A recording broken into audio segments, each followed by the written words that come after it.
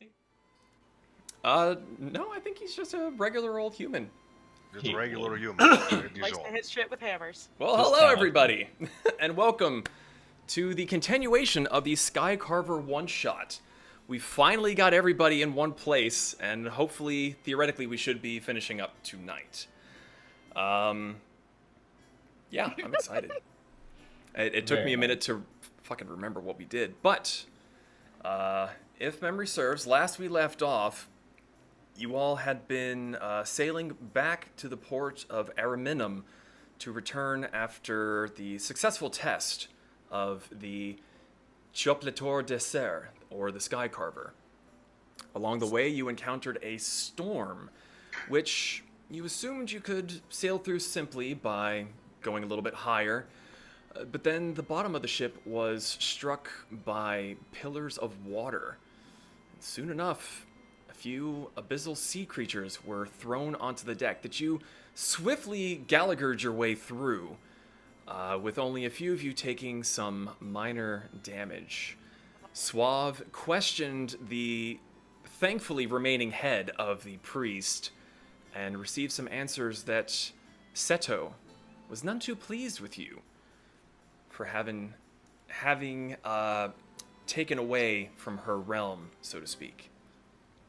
So, we rejoin all of you around the corpse and the spent head of the priest on the top deck of the spent. Yes.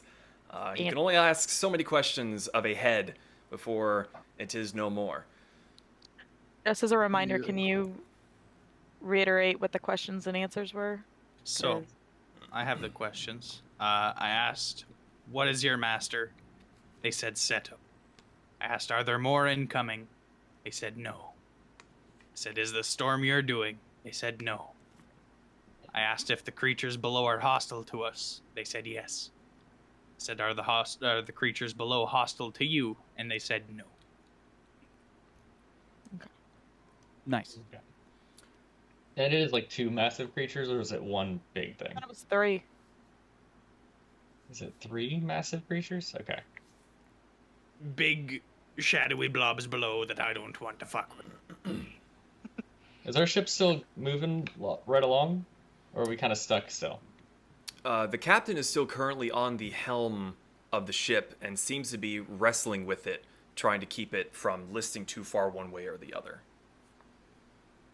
Okay, I'm actually going to go over to help the captain, I think, and see if I can help get control of the ship. Okay. He sees you coming up and he kind of waves you off and, I've got this, why don't some of you check the rest of the ship, make sure nothing else has come aboard?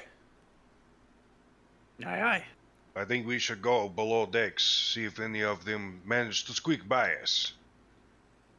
That's a good idea. We should Not a do bad that. idea. Go with him. Okay, Same. so the 5 of you are heading. Are we actually missing one of your little tokens? Oh no, there you are. You're hiding. Okay. You fucking cat. Well, I was looking at Gunther. You were riding him for half the fucking session, and you're not on him anymore. Well, apparently you forgot that. You didn't move my little dude. No, I think So- if memory serves, I think you actually did end up hopping off once you got up onto the top part of the stairs. That's not fun. Yeah, there's a fire or something, wasn't there? I don't believe there was a fire. I don't think so. It's been a month. You'll have to forgive us. Yeah. We're making this Yeah, up it's as been we a go. while. Right. So Just start over. No. So yeah, from the top. Just Make it places. So the 5 of you want to go below decks? Yes. Yeah. Yes. Okay. I will take the front, if no one else would like it. I'll go back. Yeah. I'll go back as well. If allowed, I'll, I'd like I'll to be second scramble on the back up on top of Gunther, because that Gunther? worked out really well. Yeah. Hop up, Zahar. Okay. So there are a few ways to get down below decks. There are the 2 doors towards the front of the ship, and there's a staircase in the middle of the ship, just before you get to the middle grating. Which would you all like to go down? Which one goes by where the artificer, like his whole little lair was? Those are... his lair is more towards the rear of the ship. Gotcha. Gotcha. So I'm going that way. So I feel like I've already kind of checked out the front of the ship. rear of the ship. I think the doors are more secure of an entry. The doors are there, and you have the middle staircase there. I'm gonna go down the middle staircase because I've already been down Yeah. below deck. I'm gonna say middle staircase as well. Okay, so you're all going to go to the middle staircase. Okay. I don't think everybody was. Is it wise to all go through one area? I think if we took the doors, we could at least shove 2 through an entryway and not overcommit to 1 entry. But since Zahar is with me, we should go our own way. Agreed. We can handle it. Yeah, it's a good point. Split up. Okay, so who wants to go which direction? I'll do the top left door if that is okay with Zahar.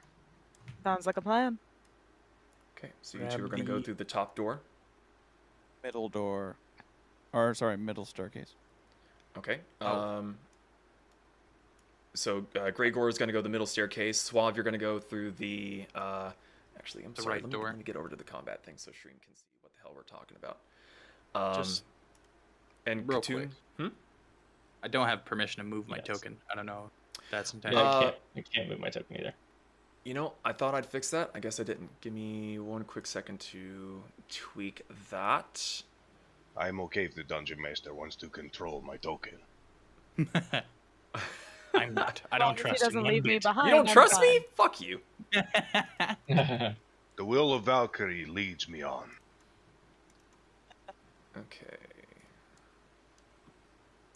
Gregor should have control. Gunther should have control. Oh, nice. Okay, got it. Katoon, you now have control. Hey, I do. Well, that's nice. Look at that.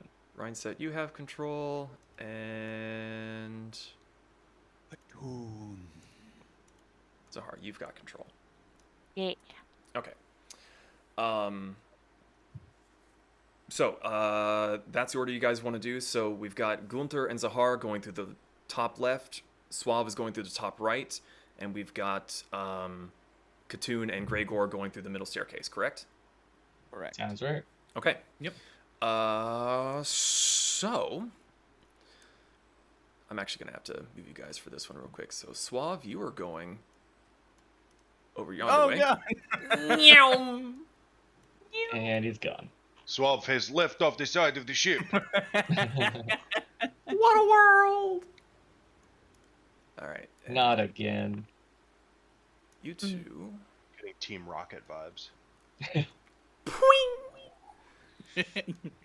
Rainsets blasting off again. Shoots himself out the fucking cannon. All right. It's not the most elegant of solutions, but it will do in a pinch. So I'm just going to ping that to get stream back over here. Okay. So, as you all get down below decks, you begin to hear whines and moans of what sounds like injured people. And similar sounds from the creatures that you fought up above come from down below as well. Kind of guttural, burbling, what sounds like it might be a language, but it's nothing any of you have ever really heard before. Ian, Yes, ma'am. Okay. so since I can see this little green asshole right here, can I just hit it? Well, you can certainly try. She Fine. does have elevation on my shoulders to look down the staircase. Which, in all fairness, I'm actually going to say that if you want to attack, you're going to be at a bit of a disadvantage.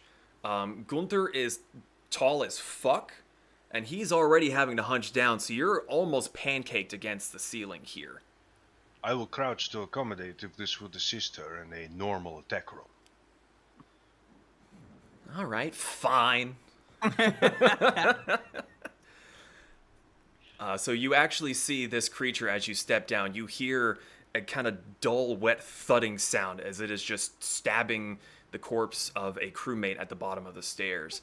And as Gregor is kind of navigating his head around lanterns and things hanging from the ceiling, you look over and go, ha-ha! And you take your shot, or whatever you're trying to hit with. which would be... So- I'm going to try to use my Thorn Whip, which worked so well in the past. And alright. I rolled a 13, by the way. A 13. I do believe a 13 hit, so roll your damage. Awesome. You bastard. Nice.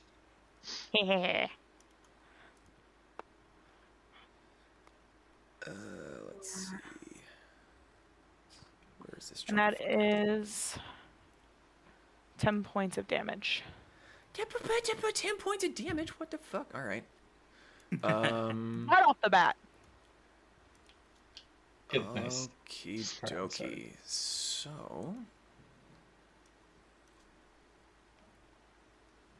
roll another d20 for me real quick. Make sure it's not a natural 20. 18. Okay.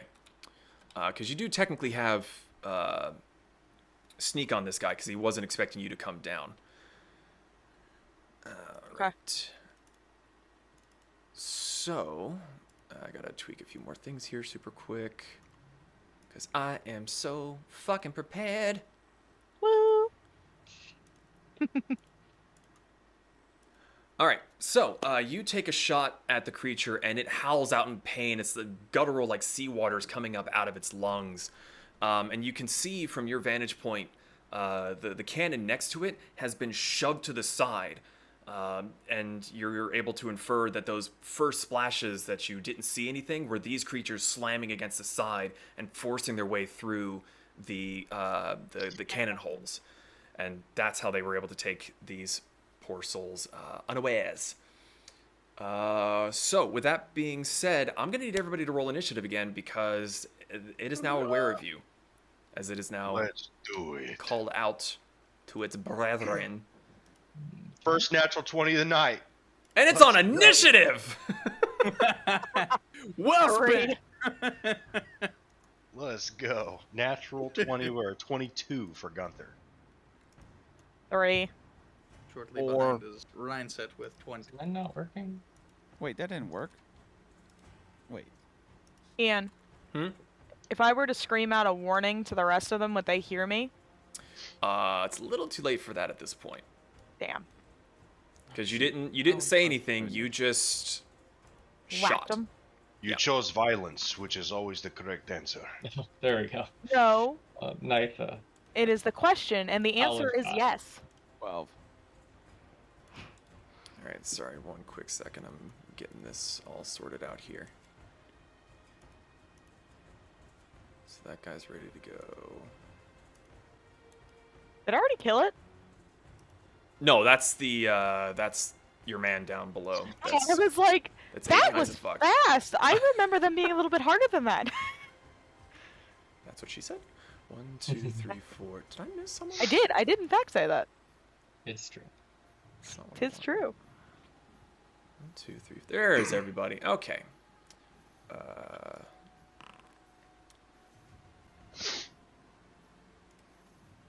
I am struggling and having a good time. 21? What does that mean? All right. So Gunther, what did you roll? 22, the natural 20. 22. Nice. Gregor, what did you roll? 12. 12. Suave. And 20. Ooh. Katoon? Wait a minute. 5. A 5. Zahar, Really solid 5. I'm sorry, what? what'd you roll for initiative? Oh, 3. A 3. Hey, so it's not 12, it's 21. Oh. What? That's slightly different. My bad. Just flip the numbers. It is Yeah. How'd you fuck that up? I do it all the time. Okay. So that starts us off with Gunther. Whoop. You were Well. up first with Gregor. You were on deck. I think we know how this is going to go. Bonus action. I would like to rage.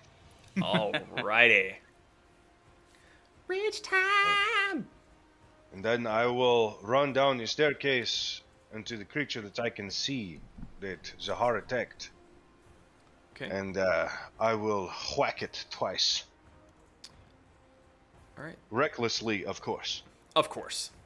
So yeah, roll your attack. As it was meant to be. All right. On the reckless attack, that is a 26 to hit. Yeah, 26 hits. There you go. This is for first hammer. On a wonderful 5 damage from hammer. And then I have radiant damage on my first strike. Which is 1. Hey, damage is damage. Well, Yeah, it's 1 plus 4, so it's 5. Oh, okay, got it. Our team is struggling tonight. Struggling, I say.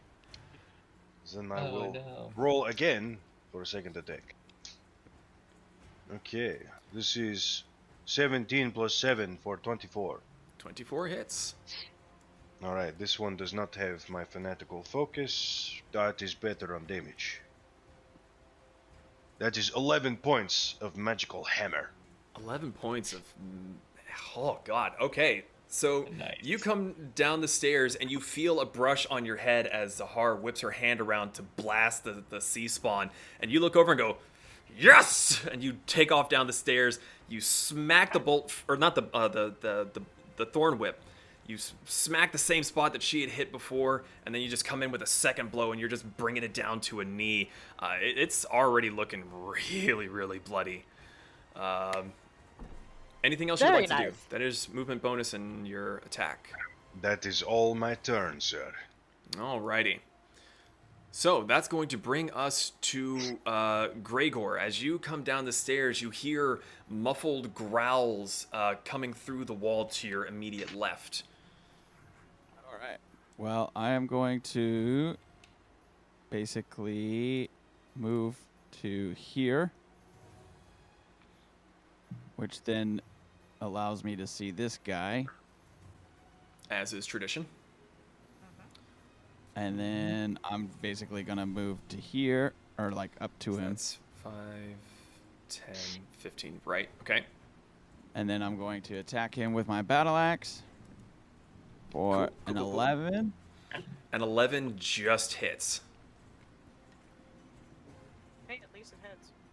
9 damage. 9 damage. But because I'm swinging with my battle axe with one hand, I then, as a bonus action, get to shoot him with my crossbow. Okay. 7. 7 unfortunately does not hit.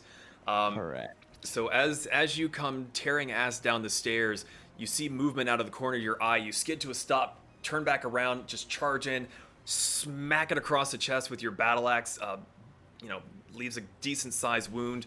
You go to shoot with your crossbow, but it seems pretty healthy and pretty hale, and it's able to just smack your hand a little bit with its own weapon to make your shot go a little bit wide. So that is a bit of your movement and your action. Do you have a bonus you want to do? I don't have any other bonus actions. So Okay. that's it. Alrighty, that brings us to Suave. Katoon, you were on deck. Suave, as you come down the stairway, you hear Zahar let out a shout as she uses her incantation to like thorn whip something down the stairs, and Gunther, you hear go ha ha, tears ass down the stairs. What are you doing? I would like to go down these stairs. Okay. Oh, damn it. I'm an idiot. Come on, work with. I get 2 attacks like a... That was I only did 15 one. feet of movement. Mm-hmm. And I guess I'd like to continue on. I'll use an action to dash, I suppose. Okay.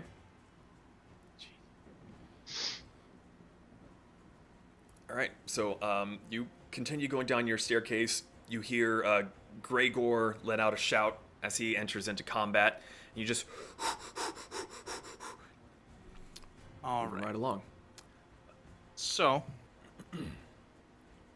from here, behind, I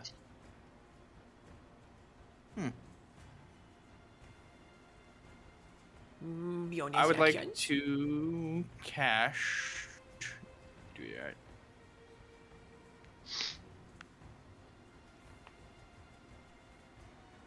Sorry, I wasn't expecting to use an action to dash. Fair enough. I will cast Bardic Inspiration. Ooh. And I will give it to Sir Gregor here. Okay. And tell him you turn those fish into mincemeat. You get a D8 inspiration dice, which you may use to add to any of your rolls. Any of your D20 any of your rolls. checks. Yeah. Any of your D20 rolls. So long as you do it before you know the result. Oh, okay. Nice. So basically, if you roll a D20 and you don't think it's enough, roll your inspiration dice before you tell me what you've rolled, and then you would add that to it. Gotcha. Nice. Okay. And that ends my turn. It is now the sea spawn's turn, and it is, so that one is there. This one is going to run through the hammocks.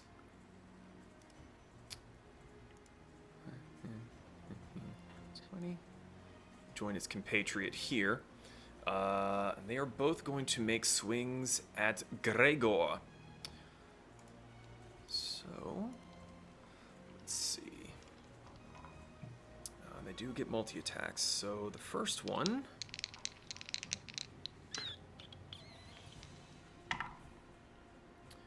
does a 14 hit. Before... Oh, actually. Hmm? So, go ahead. No, next roll. I'm just... There's a chance that I interrupt with a reaction. So, Okay. before you answer yes or no, does it hit? Just let me... So does a 14 say hit? pass. For me? Yes. No. Okay. Does a 16 hit? I would like to cast Cutting Word and roll an inspiration dice to reduce that. Okay. By 5. It sure as fuck doesn't hit. So the first one swings out and misses everything. The second one is going to, the one that ran through the hammocks is going to take a few more swings. That sure as fuck not going to hit, but something tells me that a 22 will hit. Yep. Okay. Just barely. Just minutely. Nothing major. Oop, that's the wrong one. So you would take...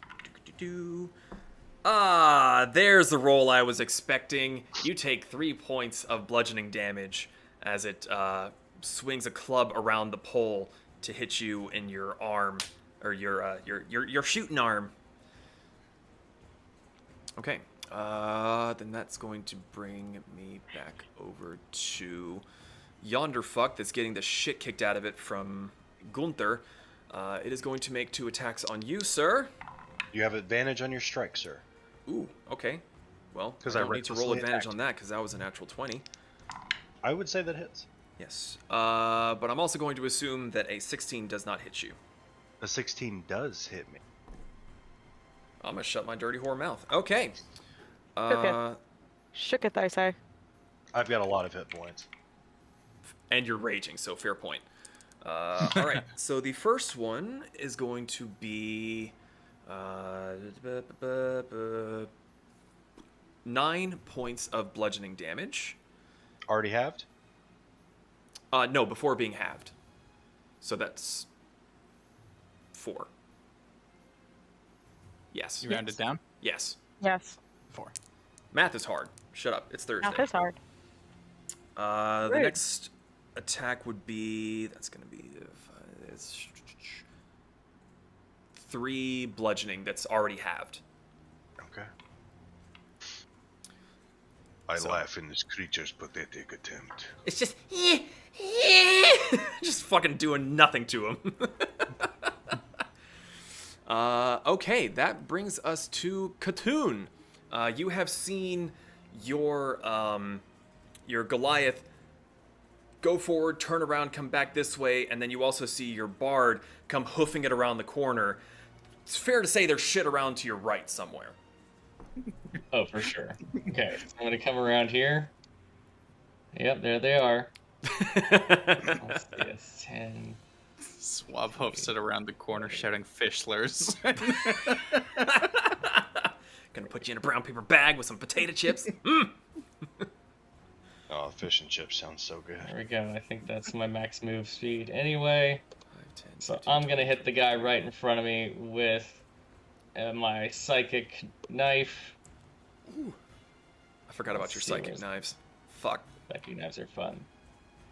Here we go. Let's see.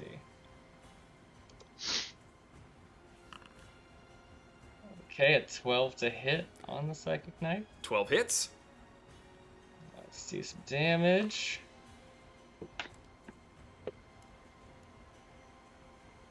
There we go. And then, oh, I accidentally did that out of order. I was gonna do psychic knife for bonus and regular, but for some reason it didn't come up for regular. Well, here, I'll do it that way. VTT can be a little clunky.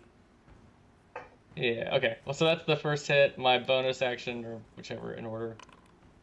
So 21 to hit. Yeah, that hits. Yeah. Let's do another damage there. Cool. So another 6 damage psychic on that guy. So it was. I didn't see the first roll. Was that 6 damage? 7 damage plus 6 damage, so a total of 13. Cool. All right. So just like the rest of you, you come tearing ass downstairs as you hear combat occurring. You skitter past your companions, and you see the one that hit Gregor in the arm, and you're just like, "Fuck you!" Psychic daggers. Nice. Okay. So that was your movement, action, and bonus, correct? Yes. Cool. And that brings us to Zahar. You were on top of Gunther, who is beating the ever-living shit out of this thing. Impressively. Shit. Very impressively. Ever-living. And taking the hits like a fucking champion. There you go. Okay. That's the important part. I like pain. It focuses me. All right. We found out that Gunther's a masochist. We learn something every day. Not that shocked. All right, so I'm going to use my Thorn Whip again. Okay. Yeah. 17. I'm Fancy assuming creature. hits. Oh yeah. Yeah, 17 hits. Okay. These guys are seemingly fairly easy to hit, and they're not very competent on dry land, but they seem to be able to take a fair amount of punishment. So it's gonna be a 12 points of damage. 12 points of damage. Okay. So Gunther comes down and he whacks on it. It's desperately trying to fight him back. You sling out your arm with your whip and it wraps around its neck. And using Gunther as a bit of a handhold, you just pull as tight as you can. And the thorn whip just rakes around its neck, opening it up. And it slumps to the floor, gonzo. Dead as a fucking doornail. Well done. Thank you, thank you. Question. Yes. Did Gunther or Gregor take more damage? At the moment, you cannot see Gregor. Okay. They are around. You do hear more sounds of combat further down in the hold of the ship, but at the moment, you do not see him. So if you were wanting to use a heal, Gunther is the only one that you can do it on at the moment. So then I'm going to heal Gunther. Using healing word or... Yes. Okay. Second, please and Your thank words you. make me feel better. Aw. So that's gonna be 4 points of healing right there.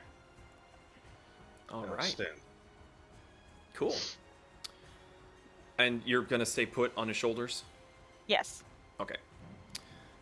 That brings us back to Gunther. You are up with Gregor. You're on deck. Alright, so I cannot see any more of the ugly fish peoples. Correct.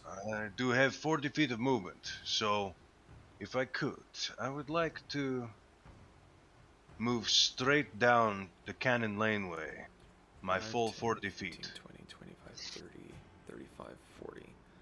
That's your 40 feet of movement, and you see the backs of the creatures there. So this is creature here?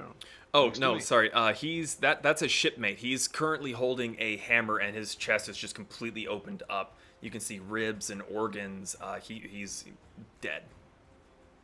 Oh, okay. I'm glad you clarified. I was supposed to be Very like, I well. just did healing word for no reason on Gunther when I could be saving poor little dude. Let's see here. I cannot see any opponents, can I? These two creatures here, you were able to see. Very well. You can use your mouse wheel to scroll in, and right click will let you pan the camera around. Okay. All right. So what I will do is pull out the hand axe, Okay. and I will throw it at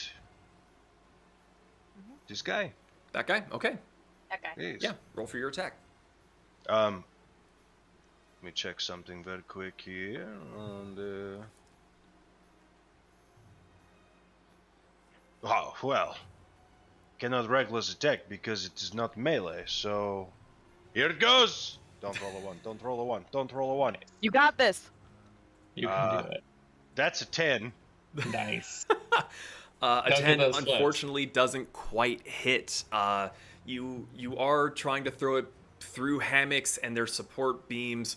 So you take a second, throw your axe, and it just into the post of one of the hammock mounts. Well, good thing I have two hand axes. Throw this hand one. Now we're talking. That is a 15 to hit. That one does hit. Oh shit! Here it comes. You're not quite used to having to throw things with such a low ceiling, and you kind of misjudged the first one, but it only took one mistake, and now you fucking nailed it. Okay, this one will get my Divine Fury on it. So that is... It's 8 points of hand axe damage. 8 points. God, you hit him square between the shoulder blades. The other three of you hear the sound of the axe hitting wood, and you think, the fuck was that? And then the other creature, like, lurches forward, and you see a glint of metal and wood from its back, and go, I know what that was. There you go. Then it explodes with radiant energy for 10 points of radiant damage. Oh. Even So better. not only did you see a glint of metal and wood, there is a bright flash from its back as more more fucking damage is dealt. This thing is brought to its knees, and it is clinging onto the hammock trying to stay up, and with its other hand it's kind of like weakly swinging at Katoon, but it doesn't look good at all. Very nicely done, darling. Jesus Well done, fuck. yeah. That was max damage on the radiant for my hand axe, so there's that. Yeah, it's Fuck pretty a good. duck. Well, I get to keep my rage going because I attack something, and that is my turn. Okay. Gregor, you're up. Suave, you're on deck. All right. So I am going to attack this guy right in front of me with my battle axe. Okay. 17. 17 hits. Okay. Remember, you have your And- inspiration dice as well. Yes. And okay, hits. 8 damage. 8 points of damage. Very nice. Okay. Then, because I'm an idiot, the first turn I did, I get 2 attacks. So I'm going to attack this guy who's struggling. Okay. Same thing with my battle axe. Okay. For give me 1 second.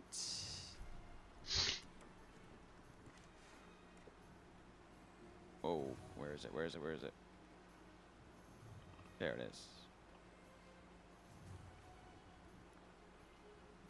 For 18. 18 hits. Okay. Gonna damage him with 7 damage, sorry. 7 damage. All right. So you take your swing at the first one, you cleave into him, and using the rest of your momentum, you basically just let your arm swing around the pole that they're fighting between, and you just hit the backside of Gunther's axe, shoving it further into its spine, and it just slumps dead to Don't the break ground. my axe! And then What about as you my- doing, biggin? As my died. bonus action, I am going to shoot the guy in front of me with my crossbow. Okay. For 16. 16 hits. 10 damage. 10 Piercing damage. Lovely. Alrighty. And I'm assuming you don't want to move. No, because they have an attack of opportunity if I do move, right? Correct. Yeah, I'm good. All right. That brings us to Suave. Katoon, you were on deck. Cool. Got it.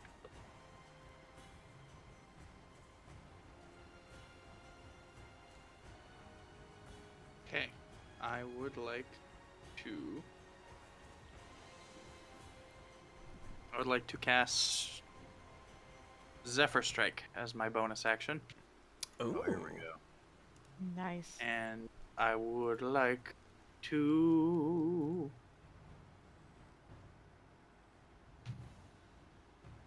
kind of want to just like stick myself in here Okay. and then just swing around the corner. Okay. So that is a staircase that kind of goes down, and there's a bit of a banister, so you can definitely like see over it and all.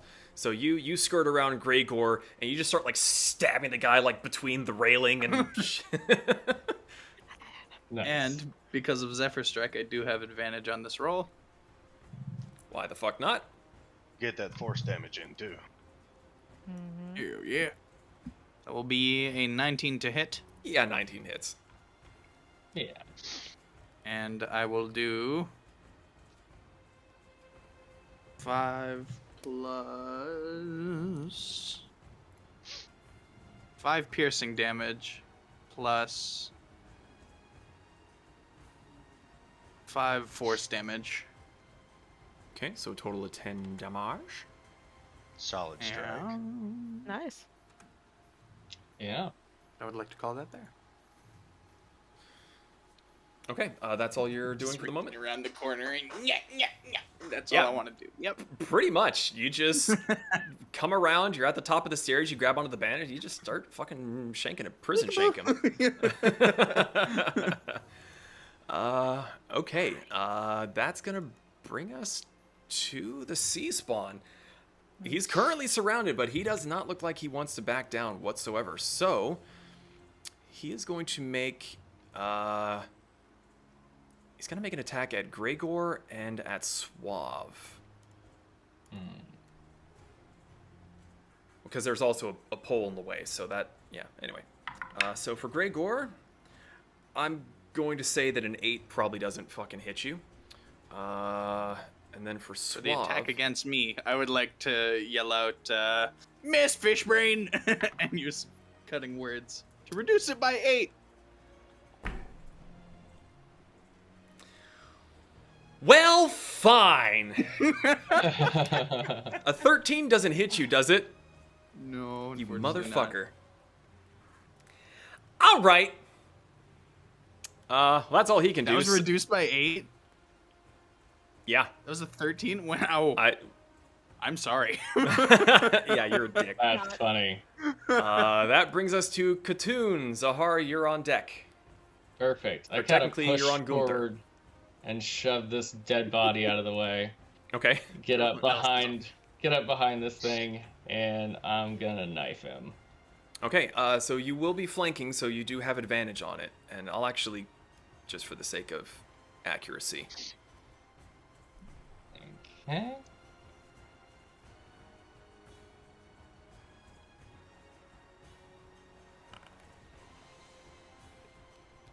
Wait, what?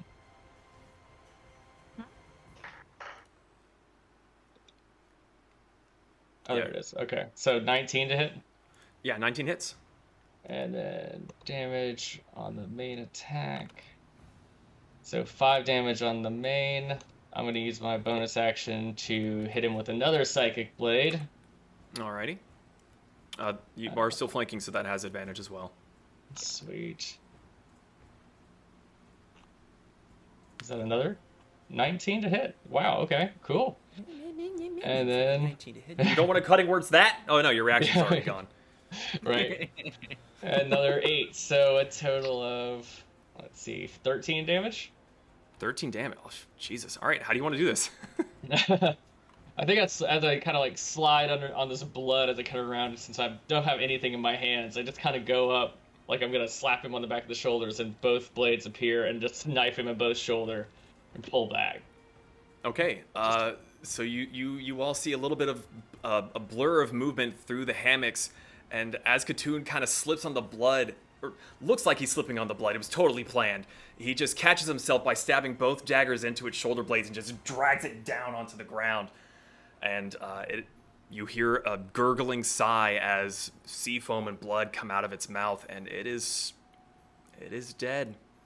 What do these things' blood look like anyway? Is it like a black ichor? Kind of I picture it being that. reddish, purplish, black. It's Okay. Like It an look- oil slick. Very dark tinge. very much like an oil Yeah. slick. It ain't great. Let's go with that. Not good.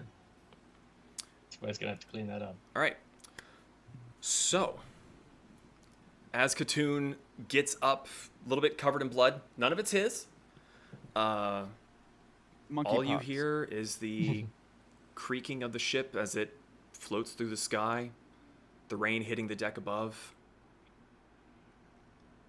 What are you all doing? I'd like to check for survivors. So let me go into the stash room, the storage room where they hold all the cannonballs and the gunpowder, harpoon shit. I'd Okay. like to go too and check the state of my little nest that I built in there. Okay. I'm getting my fucking X's. Nothing else. See? All right, so Yeah. Gunther gonna is going go- to get his axes. Zahar hops off to go and check her makeshift bed. You see Suave on the opposite side checking around just at the same time you are. Doesn't seem to be anything in there. There doesn't seem to be any noises, any people. I'm gonna go back above deck, I think, and see if those big things are still swimming down there. See what's going on. Okay. Gonna do the same. I was gonna go up the front stairs. I'm gonna just go to the back stairs so I'm close to him. Okay. Couldn't figure out what this thing was right here, and then I realized spears, and it's just dark. So I was like, "Is there one hiding?" And I like almost freaked myself out. For I was like, Ah, "Bastard!" surprise! Okay. I'd like to go to the captain. Okay. So the captain is still up on the wheel. He's wiping his brow to get the water away, and he's still just holding her steady. He seems okay at the moment. As you come up to the top, he hails you and, "What word?" All dead. But we lost some good crew members as well. Joe Schmo and Mo Schno He dead. looks at you in confusion.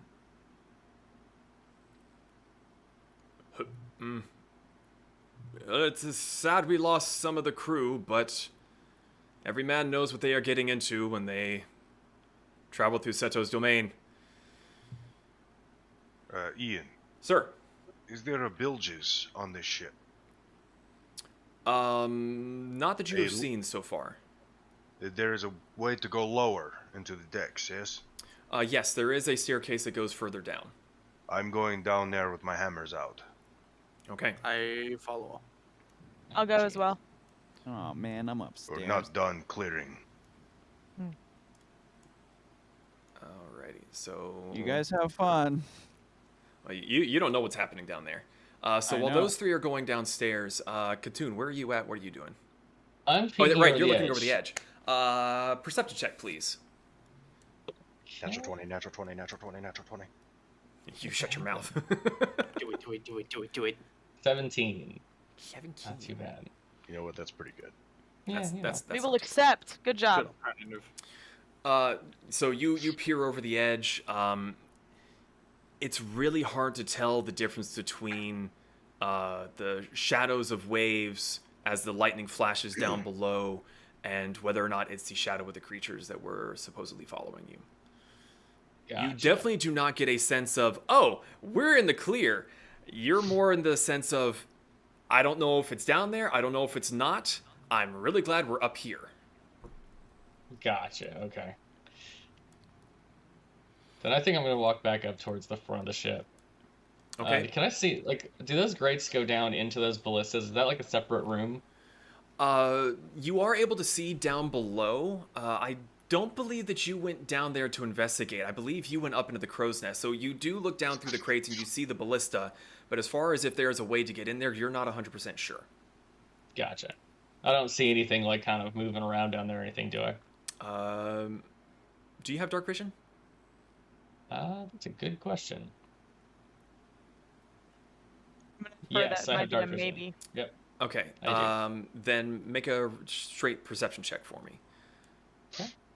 The three of you that went down to the bottom level of the ship, you get down to the bottom of the stairs and you see a door immediately to your right and a door immediately to your left. And Katoon is with us, yes? Katoon is still up top on the top Yeah, deck. top. So what did you roll for your perception? Katoon? 10 that time. A 10? It's really dark in there. You don't think you see anything. You may have seen like a hint of movement, possibly, but it also could have just been water hitting your eye. Gotcha. Okay. So the three of you that are down below decks, what are you doing with? So, Yes. Gunther, I trust your judgment on which door you'd like to breach first. I've got your back. I love your choice of words there. Ian, can yes, I sir? like put my ear up against one of the door to see if I hear any movement in either of the behind either of the doors? You can I'll certainly be try. quiet while she does this. Which door would you Oh, like to try it on? Gunther is already like grabbing his hammer's like, shh, and then he goes, oh wait, hold on a second. You said they're where? You Sorry. see the little door symbols? Ah, There's So the one one- immediately to the right after you come downstairs, and there's one across the way to the left. so the one that's closest to us right now, I'm gonna try on that one first. Okay, so you kind of come up and you go like on Suave and tell him to move the fuck out of the way. Okay, sorry. I was thinking more of a like grab and pull. But that Okay, works so too. a lot more violent than what I was trying to say. Apologies. I'll get on the I'm level. gonna punt that fucking cat. Darling, I'd like to see you try. Make a perception check. Perception? Yes. Okay, hold on. Un momento, por favor. I have a 21. A 21. You sit your ear there for quite a while, for at least a minute or two, and you don't hear anything. Okay. That's my bad. Can I go over I clicked the wrong to button this? there. Can I go over to this other door and try the same thing? You may certainly try.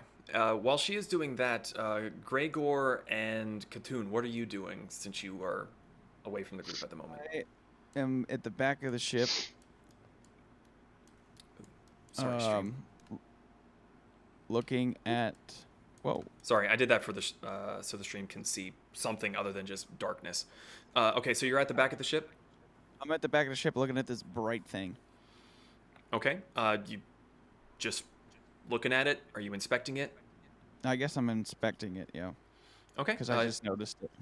Okay, roll a investigation check, please. And Katoon, what are you doing? I actually think I'm gonna go see if I can find that guy that has his study and like knock on the door and see if he's like in there and okay. Okay. 17. 17. That's funny, It's- I got a 17 too. So Gregor, you start looking at this object, and the captain kind of glances over his shoulder, and he calls out, "I wouldn't touch that if I were you. I don't know if it'll do anything to you, but oh shit, I totally spaced on dude's name. 2 seconds. Nahuatl says that it helps the ship. Lets us keep breathing up here, so don't mess with it too much." It is completely foreign to you. It's shiny. It's got some cool stuff written on it. You don't know what the fuck it is or what it says. But it's bright, and when you hear that it's what's letting you breathe, just, I take a deep breath in and go, seems like it's working. And then work my way- That's some Work my way PS2 to the era middle. dialogue. Fair. ah, yes, Fair. appears to be working. ah, indeed. So as you're finishing up with that, you see the tail end of Katoon's head going back down below decks. Do you want to follow after him? Gregor? Oh, sorry. Yeah, I'll follow Katoon. Okay. Nice. So as the two of you are heading back down, I don't know where he went in, but well, I'm working on it. That one. I'm only While- one man. Come on, DM. I need you to Well- run 30 different NPCs and get this game organized. So as the two of you are heading down into the deck where you had fought just moments before, Zahar, you go and you press your ear up against the door, and you don't hear anything. While she And- does that, And I mean, you don't hear anything. You can hear from your right ear all the sounds and everything, but compared to the door that you were just listening through, there is no sound. That's So, suspicious. Suave, as you were saying. while she's checking that door, she's on the door opposite us now, right? Yes, she is down. Mya. I'd like to go through this door. Okay. So you check the handle and it turns, opens. I'm right behind Suave. All right. So breach and clear. You've got big man watching your back. Yeah, just kind of sweep the room. Okay. Well, slow up moving too terribly much there, so I can kind of keep everybody in the same sort of playing field. So the pair of you go inside. Zahar, you listen for a few minutes more, and you're like, "What the fuck is with this door?" And as you turn around to say something, they fucking left you in there. Boys. All right. We're not quiet. We figure she would have heard. If she's They're wasting time. Katoon and Gregor. Perfect. Is there anything on any doors on this side of the None that ship? you can see. Okay. Yeah, so his door's right on here, isn't it? Isn't that the Right what does that over. do now? No, that's just a lantern. No, you were told of the door. You have not seen where his study is. Oh, okay, I gotcha. Well, then we're gonna start walking this way. Okay, so you two are still exploring the middle part of the ship. Yeah, I yeah, never saw the basically. guys go down below, so I have no idea even how to get there. Okay. Just looking Well- for a study door. So as you move on there's a up door. towards the front, there are two doors there, but they seem to be padlocked. Hmm. I would like to take my giant hands and smash the lock. I'm not gonna smash anything on this ship that we're guarding, but I am gonna try and stop him from smashing things on the ship that we're being paid to Go. guard.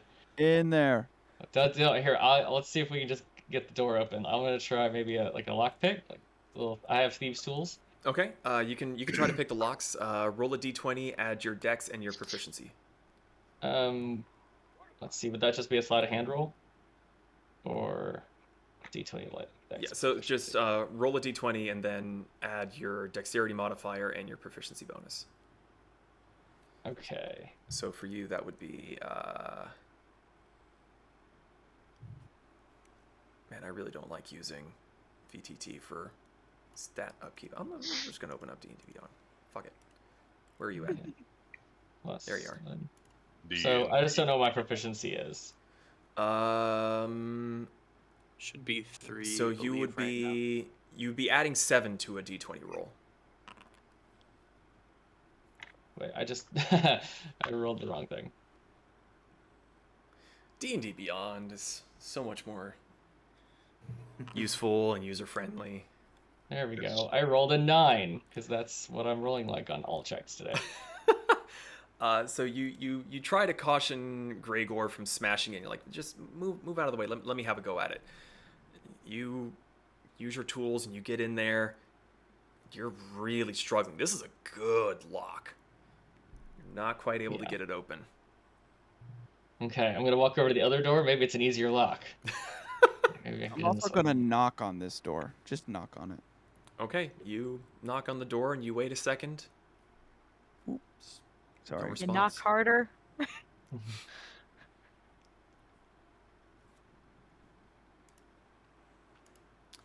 Didn't know you could open these doors. That's cool. That's cool. Where is my audio? Technically, you can open the doors. Technically, but I did see. I'm also proficient in lock with hammer. With hammer. Yeah. I like it. Ian, Rolling at 2s is not good. is there any space under the door that I'm at? Make an investigation check. And Katoon, you said you rolled a 2. Yes. That's Yeah, a 2 plus 7, this so door is yeah. also confounding your skills, and you're.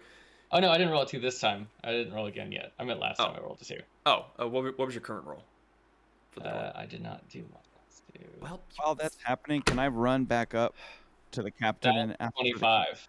So I got Oh, a net 20 on that one. Oh, there it is. so Yeah. you want to run up to the captain again?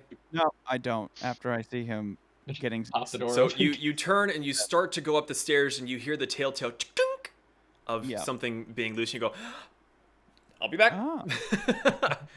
Ah. So you're able to open the door, and you're able to go inside, and you see that this is what looks to be one of the rooms that the ballista was housed in. Interesting. Becca, what'd you roll? I'm with him. 19. 19. You were looking, and there's a small gap, but it's not. You lay your head flat, and even then you can't quite. You see what looks like a flickering light, but not enough to really see anything with. So I was wondering if it would be enough to manage to sneak the Thieves' Tool's mirror under the door. Like the little mirror on the stick? Not quite. Damn it. It's a thin gap. Okay. Okay. So while Katoon and Gregor are checking out the ballista, Zahar is still trying to figure out a way to look through the door. Gunther and Suave, you two are just still scooching around the. We've been around. If I see nothing, I'll progress through the next door. Right. So as you two round around the corner, you see there is a chair with a chest against the wall with two. They're kind of pushed together, so it looks like one large cell, but they're actually two separated, basically brig cells. There are no occupants inside, and you do see 2 doors on this side. What do you say, left or right? Hold on real quick. Right. Right. All right, so you both go to check out the door on the right. Yeah, I do a quick 5-second ear check. I will pinwheel around and look down this way over here. Okay. Look down. So, Suave, you're making a perception check for me, please. Just a very quick one, yeah. And that's Soon you should try to get the other to lock. I mean, the other one door is just going to be the other ballista. I think I might listen to see if it's even worth opening. That wall wasn't actually meant to be there, so my apologies on that. Gunther, as you go around the corner, you see it's a about stomach height wall for you, because you're a big dude. Everyone else would be about chest high. But over on the inside is what looks to be a little chicken coop. And there's just some hens clucking around, seeming completely oblivious to everything that's going on. They're just rooting around in the hay, trying to find some stray bugs. This tells me a lot, because the chickens would not be acting like this if there were foes nearby. This is happening, I found the stairs that goes to the lower. I've been watching his icon fucking just go Fly around, I'm yeah. gonna find these fucking stairs. I found him. But yeah, Okay. I'm also leaving. I'm not going to open up the other door. It doesn't seem like it's worth it. Okay. So Suave, what did you roll on your perception check for me, real quick? 19. A 19. You listen real hard. It's sort of a muffled kind of quiet. But you also kind of hear the storm outside as well. But again, it's weirdly muffled. From your left ear, you hear more of it than you do in there. It's a really odd sensation. Arcane dampening, almost. Would I You're- recognize it? You're not entirely sure. Okay. Well, either way, I don't hear anything, so I like to wait I'll for Gunther to regroup and open the door to the right. I'd say to Suave, is it locked? Let me see. Where do the stairs Jiggle go handle. down? I'll get you guys in just a second here. Okay. Yeah, no worries. So I try to open the door. You try to open it, and it is locked. And I did forget to mention that these doors are, they look way more reinforced. The other ones were kind of just like the regular wood and timber. These ones are iron banded around the sides, and the wood seems a lot more well made. There's fewer gaps in them. In fact, there's no gaps in between these. Well, Suave, I'll take one try at it with my lockpicking tools. here's my thought. If the door is locked, then that must mean that there are no enemies beyond. Yeah. That would be a wanna good guess. know. Let's But- regroup with Zahar if that's your thought. Aye, watch out for the chickens. And I'm going to go back down like... Fuck, I'm hungry. So you two head on back down. There is a door there. You try it, and it opens just as easily as the one previously. And as you two come out, you see Zahar is flat on the ground, tinkering around with stuff, and at the same time, Katoon and Gregor come down the stairs, and you see Zahar is flat on her stomach, fucking with the bottom of the door. Picture a cat shoving her paw under You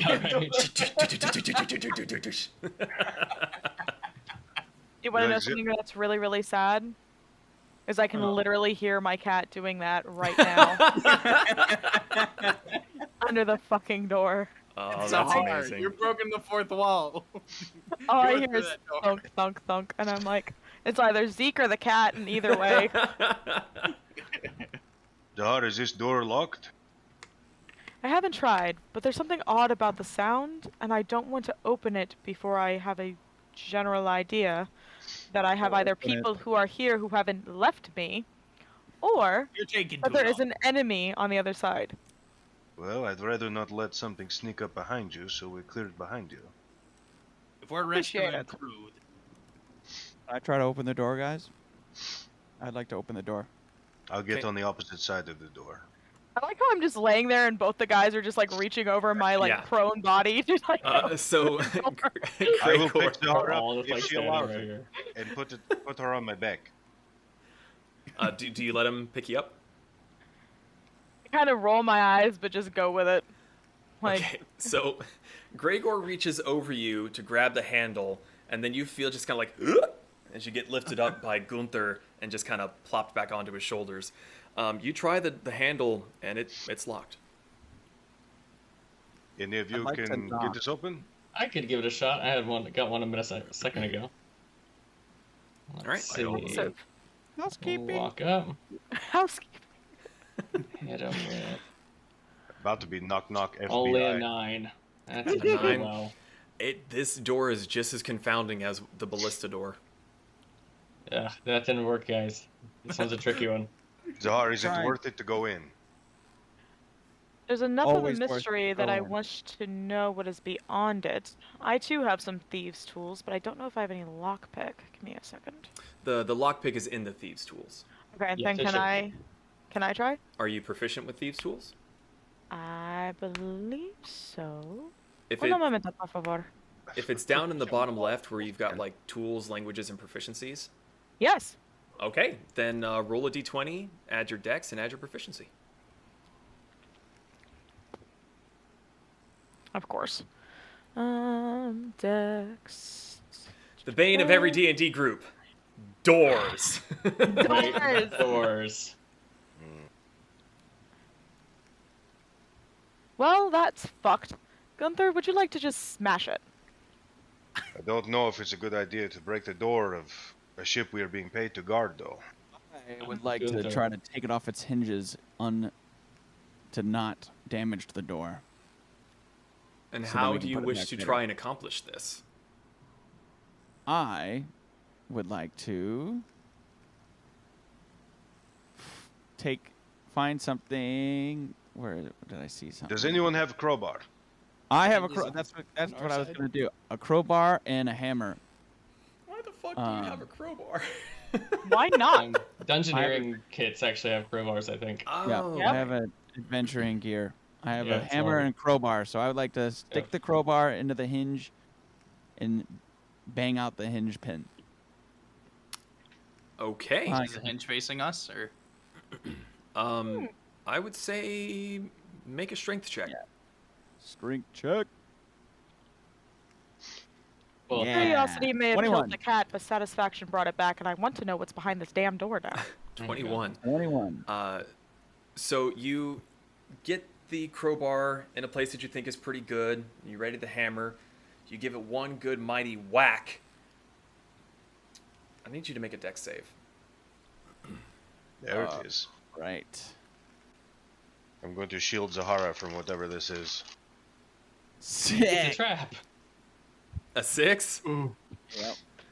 So as the hammer comes down on the crowbar, you all hear the heavy ting of metal on metal, and then there's a sudden flash of purple energy, and Gregor and his tools go flying back, slamming into the wall.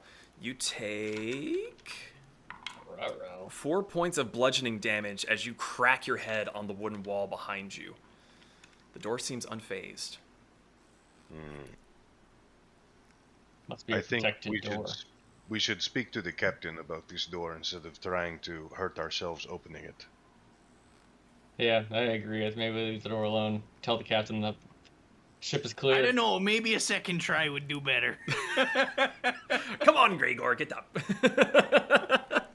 We can't be that far from, getting back to I'll the even city. sing you a little ditty on my dulcimer. So do you all go back up to the top deck? Yeah, I think we That can't would be be that much wise. farther on the voyage, right? Yeah. As I'm getting carried up and away, I'm just giving a low growl and hiss at the door and flipping it off the door. It's like they make me sit on this accursed fucking ship that flies, and then they won't even let me open the damn door. Well, they didn't make Wow. you. You signed up for it. They None didn't of my tell friends me it help me up. flew. I just get up on my own, Yeah, no one's And no go one's up. helping you up apparently. going up the stairs. I'd like to point out that there's very little I can do. I am a quarter of your size. I'm That's there. I in- just don't care. that's fair. I'm there in spirit. If I would see that Gregor is still sitting on the ground, probably rubbing his head, I would extend my warhammer down to help lift him back up. And I see 3 warhammers reaching down at me. he kind of, fuck, third time's the charm. Yeah. Okay, so you all eventually make your way back up to the top deck of the ship. The captain sees you come up from the center stairway, and he calls down, "What word?"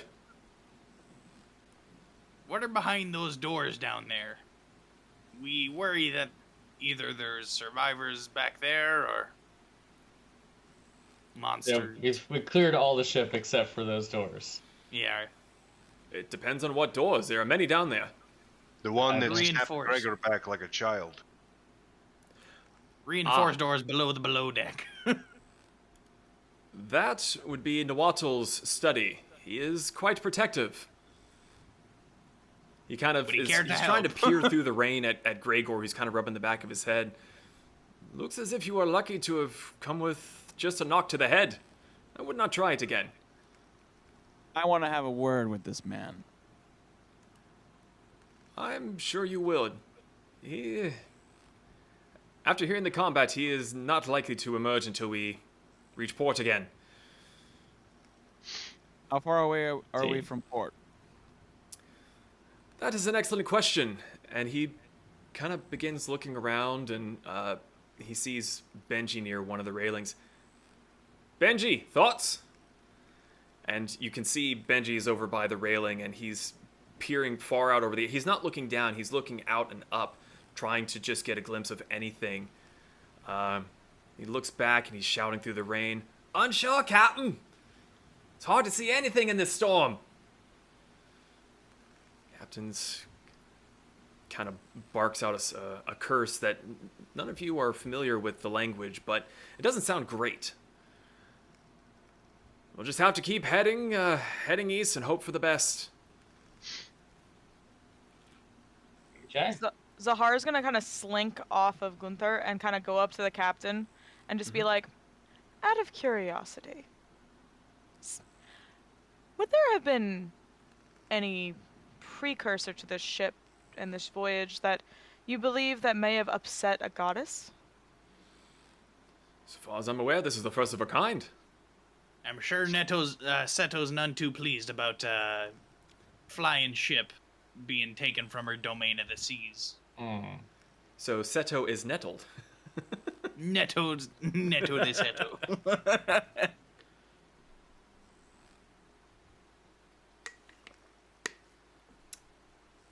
I even gave her 5 gold. Is there any moment that I could take a short rest throughout this? For the moment, there doesn't seem to be anything happening. It's just rainy, windy, and a bit chilly because of it. Are you needing a short rest because you're hurt, or are you needing a short rest to kind of... I need a short rest to get some of my abilities back. Gotcha. Dungeon Master. Sir. Gunther will be walking about the ship across the perimeter, basically on patrol, because if we got attacked once, we will get attacked twice. Okay, very well. Gregor, you want to take a short rest. Are you staying up on the top deck? Are you going back down below? I am going to go by my breathable, amazing thing over here. Okay. Shiny. So Gregor's It's going to go great. hang out with the shiny crystal at the... Have you ever been to an oxygen bar? Because this is what I feel like it is. I have never been in an oxygen bar, no. Okay, well, you're missing out. So Gunther begins walking around the upper decks of the ship, looking high, looking low, just keeping a general eye out. The rest of you, is there anything you're doing at this point in time? I'm just gonna hang out with the captain, kind of close, and keep an eye on everything. I'll Okay. assist on the watch. So you're going to patrol along with Gunther? Yeah, I suppose if we're gonna be doing this for a while, we might as well like try and get a long rest out of it. And since we're basically at the mercy of the captain sailing, Let's take watches. take Everybody rest that watches, needs start to. a long rest. Yeah. Yeah, I mean, I can take only a have to long do a rest, too, short actually. rest, so I'll take like the second shift or something. Okay. Yeah, I cool. just need a short rest to do it. So. Yeah. I'll take a short rest. Okay. So throughout the next hour or two, it seems, there doesn't seem to be any more incursions. There's no more sound of splashing water on the bottom hull of the ship. You do occasionally hear the dull rumbling from below of some creature bellowing. You all are able to successfully take a short rest. You can expend any amount of hit dice that you want, replenish any of your skills that can be recharged with a short rest if you so choose. Perfect. I'm all set. Sweet. I'll I spend just one did hit die. Yeah, I did Okay. one hit die as well, and I'm up to full health. Oh, mother. All which right, is I'm back cool up to because full. This is exactly what I needed. Damn.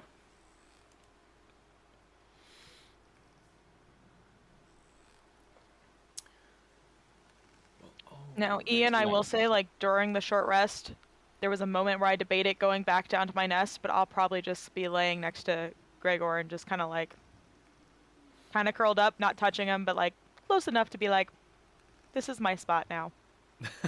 Okay, so you're over hanging out with Gregor at the back of the ship. Got it. Yeah. Okay. So, with that, as you all are taking your short rest and patrolling, we're going to take a little bit of a break. Quick bathroom, refill water and all that, and we'll be back here in just a few moments.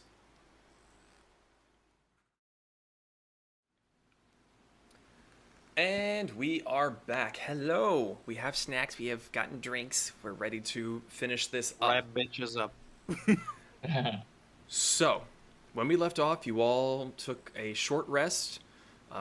Two of you, Gunther and Suave, were patrolling the edges of the ship. The rest of you were kind of hanging up around by the captain. A few hours go by, and there doesn't seem to be any more incursions. No more sounds of combat anywhere. Everything seems quiet.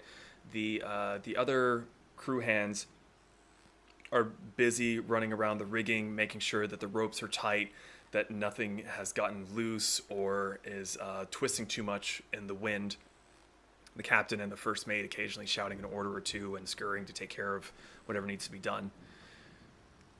An hour or two goes by. A few more. The sky begins to lighten. The rain is still falling, but it seems like there's an end in sight. How's the wind? The wind is calming a little bit. It's still blowing your hair around, but you're no longer looking forward and going full squinty-eyed to try to see anything. You can actually bear... Yeah, you're not like full doggo and head out the window. The rain is more of a soft pattering of water, and just kind of all of a sudden there's blue sky. And there's still some clouds above you that's still drizzling just a little bit, but it's a lot more tolerable now. Is anyone, like, can I go around the deck, make sure no one is, like, sleeping or anything, just in case we need to be ready for anything? Of your party members? Yeah. Just because, I don't know, It seems suspicious. part of me, part of me thinks it's a good omen, but part of me is very wary still, considering Seto just tried to sick the world on us. Okay, yeah, you can certainly go around and look and take a gander at your... Gently wake up everyone. Mhm. Like, Yeah. gently. I look over at Zahar and say, "Isn't this air great?" It is This air appealing. so pure. It is appealing. Gives you a bit of a high sensation when it's this Yeah. concentrated. Are we be breathing the good shit tonight? Mhm. And like, she's just gonna kind of like look around and just be like, this seems wrong. Like, it shouldn't, like, after everything, like, Seto doesn't usually let people go this quickly. So she's kind of Unless gonna, she realized she just can't get to us. and so she's just gonna kind of get up and leave the little air bubble and just kind of like try to shake it off, and just be like, focus. Okay. Well, it's not so much an air bubble. The Looks like gem that is there is the source that is keeping a breathable atmosphere around the ship in its entirety. Then why is there a bubble? On your Because little- it's giving off light. it's constituting a bubble. You know what? Fine. It's a fucking bubble. Stay strong, Ian. Stay strong. No. I do like bubbles. I think it's an atmosphere. I think it's a fucking box. Bubbles. It's a cube. I see a rock. You know, the more you joke about this bubble, the more health is being added on to... No. Yeah, So there is something coming. Carry on. I was right. So yeah, so I'm just gonna kind of go up a little bit, because if I can figure out how to move my goddamn, What's she this? goes. It's Bubble Buddy. Bubble Buddy, just like right over here. You know, I'm gonna go over to the mast again and get on the stairs and, or not stairs, the ladder, and go up and kind of peer off and walk around up there a little bit. Okay, are you gonna go up and Jack Sparrow along the beam, or are you going all the way up into the crow's nest? I think I'm gonna start at the crow's nest actually, so I'm gonna go all the way up. Okay, so Do I see him before he goes up as I see him to just kind of prepare? yeah, there's not a whole lot of people left on the ship. There's your group, the captain, the first mate, and maybe a handful of other people, since 3 of them were slain down below. Okay. I give Katoon some bardic inspiration. You're good. You play him a good pirate shanty as he's going up the rope ladder. You see him goes like Just my dumbass on a hurdy. Copyright. I definitely turn and like kind of give a little point as I go up. You know, I acknowledge you. Hey. All right. So you head up into the crow's nest. Zahar is standing on the railing next to the captain, who seems to be he's no longer struggling with the wheel, and if anything, he actually looks a little bit worn out. He's constantly rolling his shoulders. He's been wrestling this wheel for hours now. I'd like to step up to him and ask if he would like me to help him steer, have him take a little break real quick. He kind of looks at you. Have you steered a ship before? Yep. Have you steered a ship that can fly before? Nope. I got you there. That would be the answer then. It is Be- appreciated, but it takes a bit more of a steady hand than a normal ship.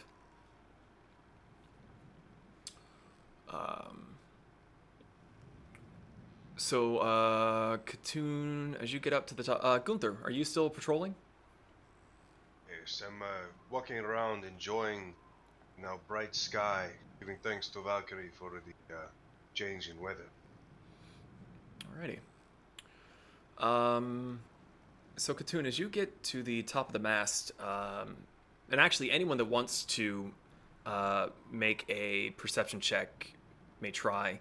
Katoon, since you are up top and higher and have a better vantage point, you can make it with advantage. Perfect. And what's bardic inspiration do again? Once you roll your d20, you can choose if you want to add the inspiration dice to it or not, before you tell me what the roll is.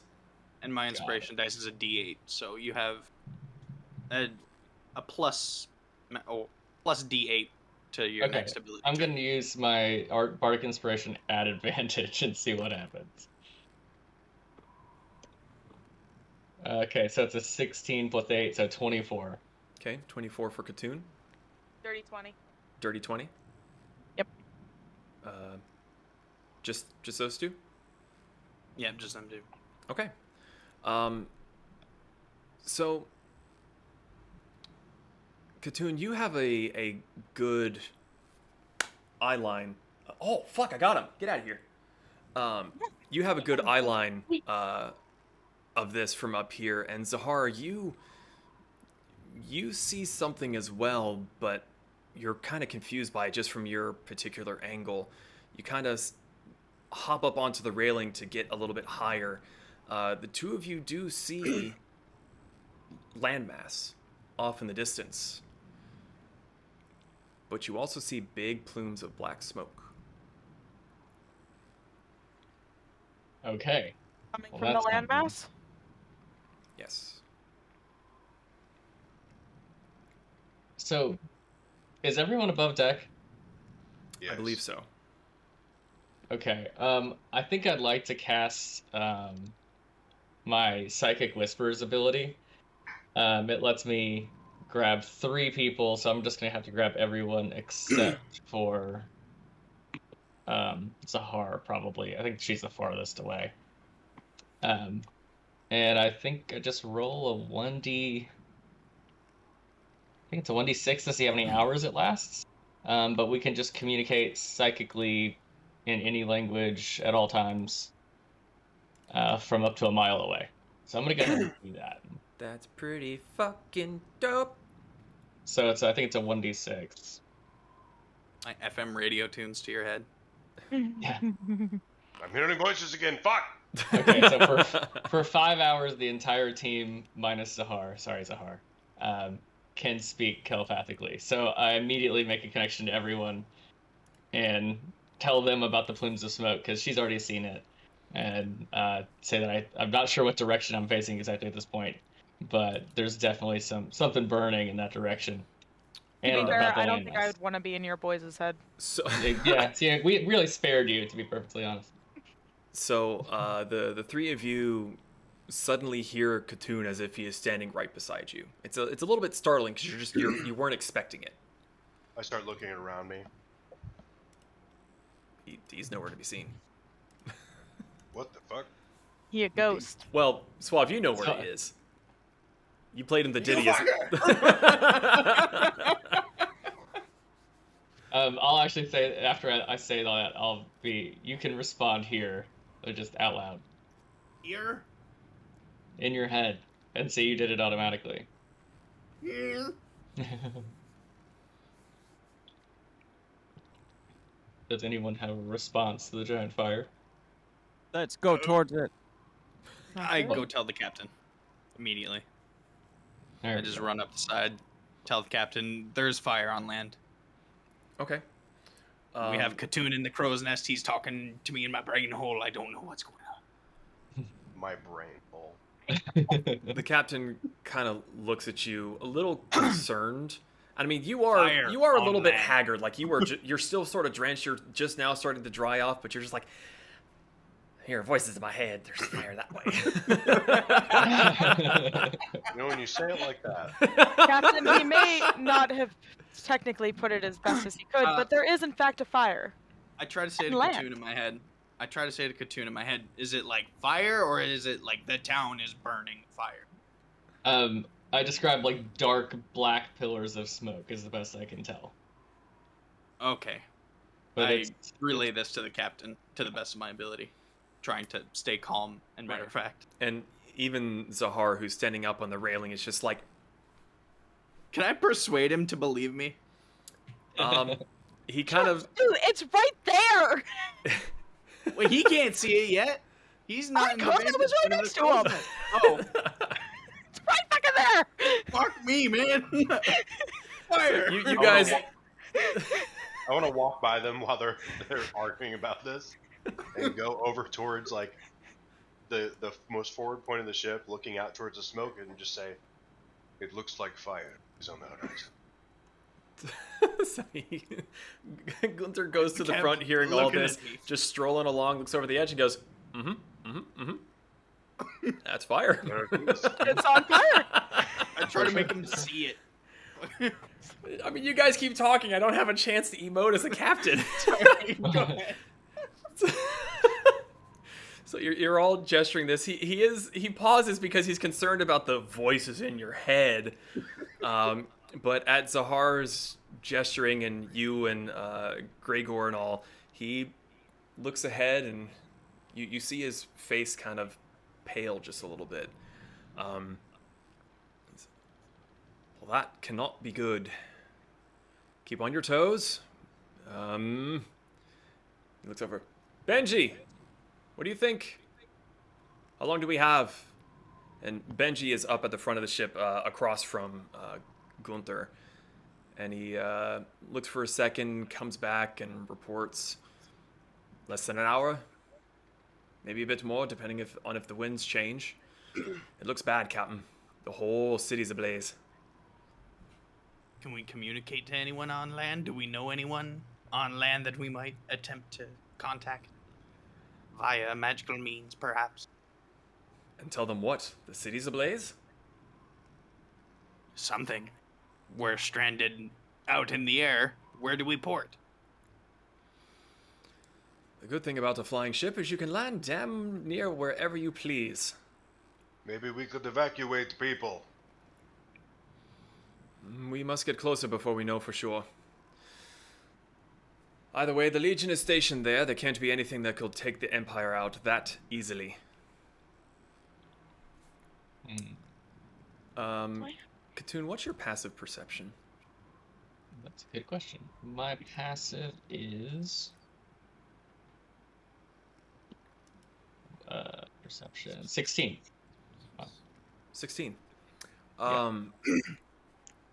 you see something else on the horizon. Up. Hmm. Can I distinguish any type of shape to this like object? Make a perception check on that one. $20 says it's a dragon. Oh, fuck. Why would you say Man. that? A 9. That was exciting. A 9. What's up 9s tonight? 9! I've rolled 9 3 times in the last like 4 rolls. It's a little hard to distinguish, but it does seem to have a flapping motion. Okay, so I immediately relay to the group that there's something in the air and it's got wings too, I think.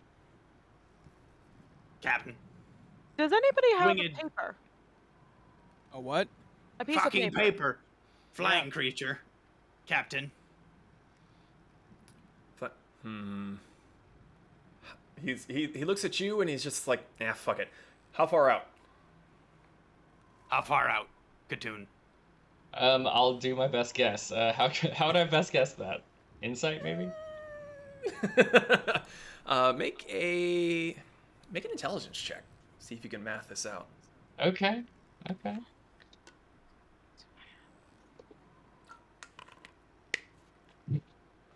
Nope. Nope.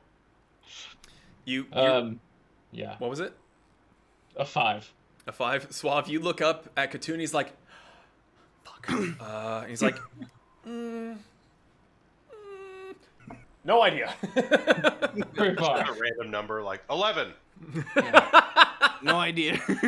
How far out is it? Yes. It's closer than it was maybe a second ago, I think. I just thought of this. Maybe. I wish I could like FM radio some bardic inspiration into his head next time. Oh, keep that in mind. Yeah, that'd be fun. Poetry I reading started in my head. Thinking of elevator music, he hears it.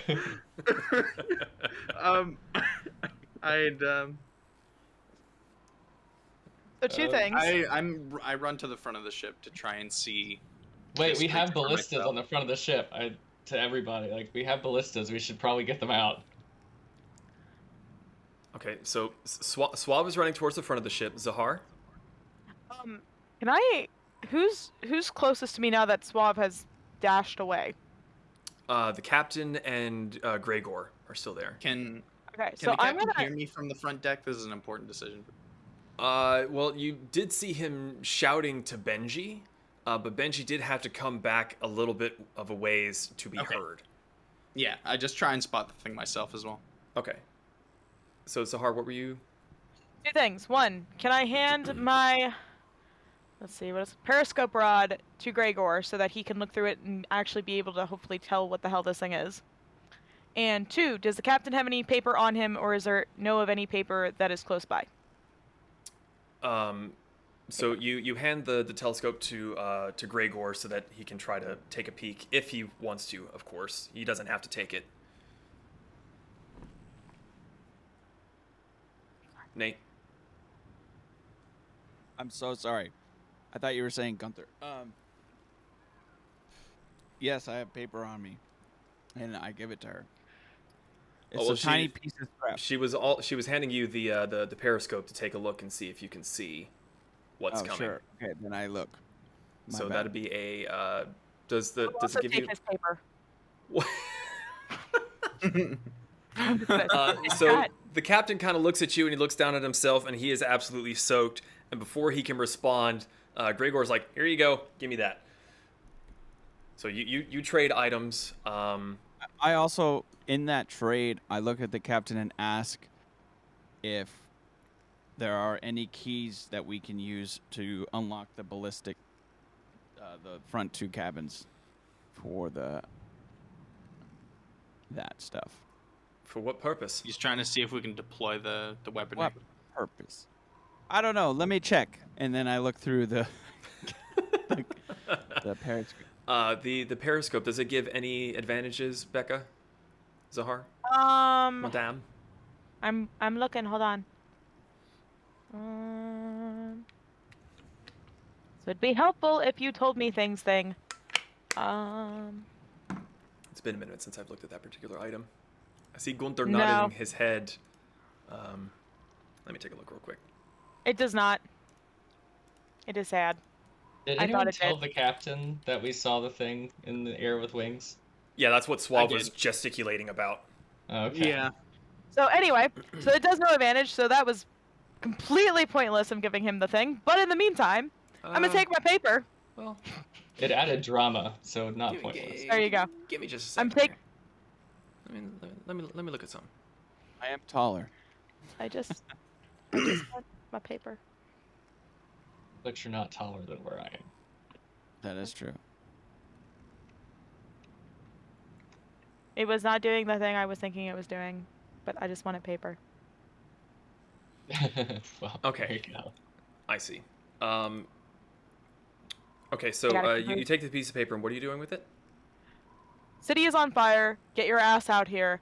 Try and actually be helpful for fucking once. And I'm going to go back down to that jerk off artificer's cabin and slip it under that tiny ass little crack in the floor. Okay, I see. Nice. So I just Zahar realized. takes the piece of paper and she scurries down below deck and she disappears for just a little while. I'd like to look through that periscope. Okay, so make a perception check, please. Perception. Disgrace. Come on now, come on now. Fuck. 18. Woo. 18.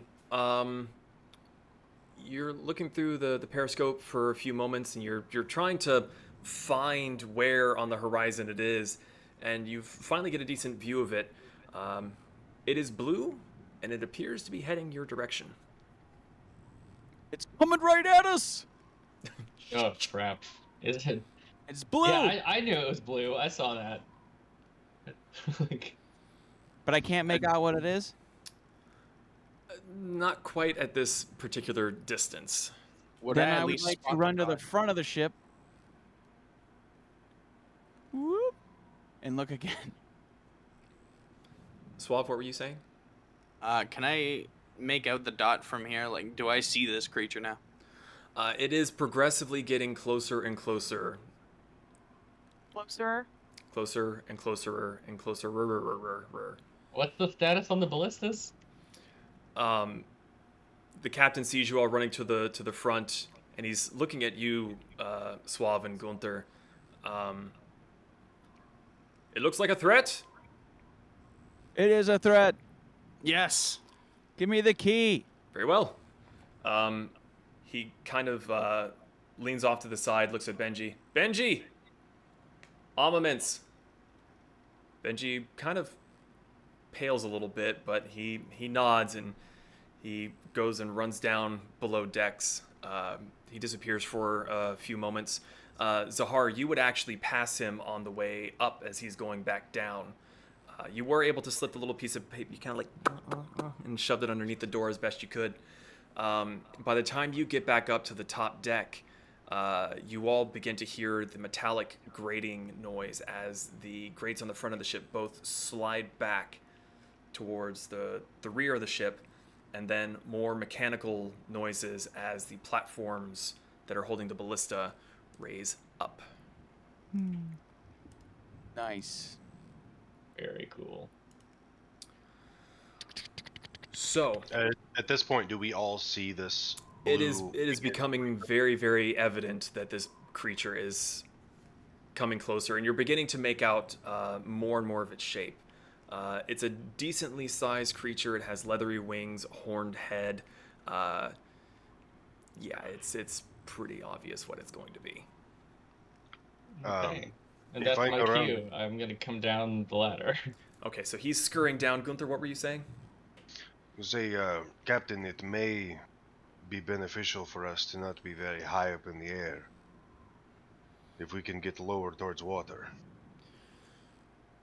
He looks at you and Down near the water is where Seto's beasts were. On Are top they of still it, there? We don't want it to get on top of us. Well, if that creature is going to come down on top of us, and it destroys one of our floating gems, then we will fall to our deaths. Yeah. Fuck. Fair. Or, fuck it, and I draw both hammers. Yeah. I think I want to get to the bottom. I asked the captain, like, I think I'm within shouting distance, 20, 30 feet. I'm just going to yell, is there any other armaments we don't know about? We have the ballista and the side cannons, but I don't think it's going to give us the opportunity to broadside it. So I would prepare yourselves. This will be interesting. And he looks genuinely worried. If I'm a crossbow expert, do I have any advantages using these ballistas? Hell no. How much crew do we have that could man cannons, since they are probably, we'll call them unskilled workers. They can shoot out at least the sides. The cannons or the ballista? The cannons. Like, how many people could we man the cannons in PC-wise? Well, the cannons are able to be manned by anyone on the ship. We are all trained to take over everyone's roles should one of us become injured. But again, I do not believe that beast will get low enough for the cannons to be of any use. Then I take the captain role. I mean, okay. If we're mid-air, though, I feel like it could get on side of us, it could go below us. We can only shoot up and sideways. That's not enough ways for something like this. Captain, Yes. how much do your cannons weigh? That is an excellent good. question. That is an I excellent absolutely question, love yeah. where this train of thought is going, and I really want to Yeah, find the answer. I'm excited about this question. Just It really depends on how many pound guns they are. Right. Come on, D&D Beyond. Like, are these 8-pound balls or are they 16-pound balls? And how much is the recoil? do we have any chain There shot shouldn't on be board? much recoil because it's a black powder weapon. Yeah. Exits out the back. Do we have anyone strong enough to throw a chain shot ball at something flying around us? I was thinking about wielding a cannon. I think we all I kind like of knew where what your head's you wanted to do. Yeah, yeah, we know what next to do.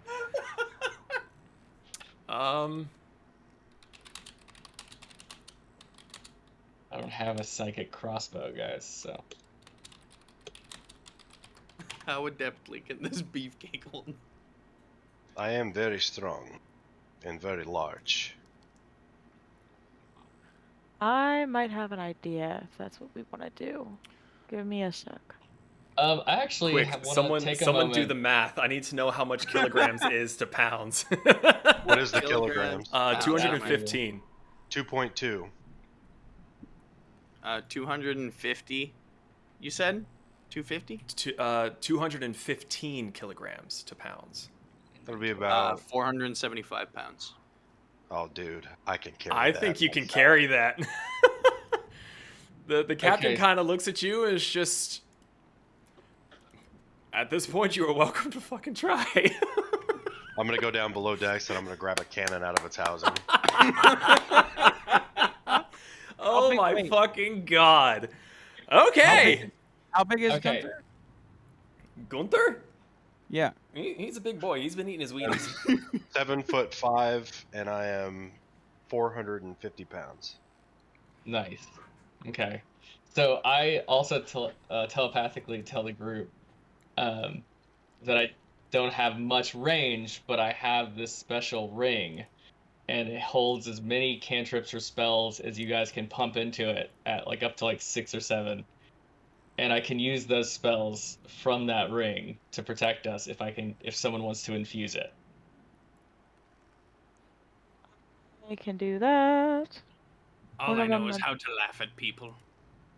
So I think I just roll a Sorry. 1d6 minus 1, which is actually funny. I think it's how I roll it. Okay. So how would I infuse one of my spells into that?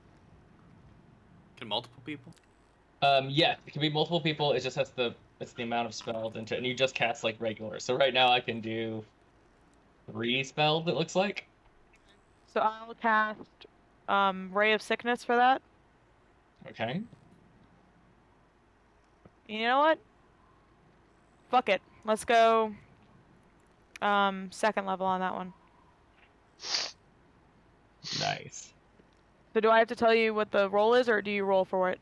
I think It's kind of unclear, honestly.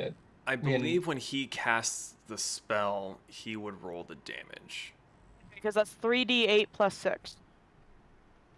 No, So- it's all the original person. So the spell uses the slot level, spell save DC, spell attack bonus, and spell casting ability of the original caster. Okay, so whenever you decide to use the spell, you would just have Zahar cast that spell. Yeah, roll for it, yeah. So there you go. So now I have Ray of Sickness, and I have 2 more slots available. I'll also give you Acid Arrow, if you'd like me to. Can I do that? Perfect. Yeah, think I you mean, can. if it can have the spells in it, then whatever you want to pump into it, yeah. Yep, so I got 1 more slot. I'll give you a first level Ray of Sickness too, if no one else wants to put anything in. Is there anything bardic that'd be fun? I can give you Vicious Mockery. Actual spell. Sending. No, not for now. Cool, the Ray of Actually, Sickness. hold on. Yeah? I have Spare the Dying, Spare the Dying. just That in sounds case. useful. Yep, let's do that. And that's a cantrip. Perfect. So just in case I can't use it or someone else gets knocked out and I'm too far away, that might be helpful. Awesome. And the ring honestly looks like a sling ring from Doctor Strange. It's like a little gold double-sided ring thing. Okay, so while you all are busy pumping spells into Katoon's ring, he's just standing there with his hand out like, ugh. I feel powerful now. Gunther, you go downstairs giggling like a madman. You just rip the restraining rope off, and with your hammers, you're able to knock the pin out that holds it in place, and you just pick up this big-ass thing, and you look around. There's the balls, there's the gunpowder. You go ahead and load that sucker up. Are you bringing, like, spares with you, or are you bringing 1 round? So my plan, my thought process here is I'm actually looking for grape shot. So I basically want to make a giant single fire shotgun.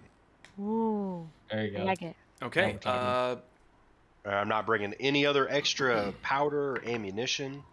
This is just a, hey, if you want to do this, big old blue leathery This bitch. is.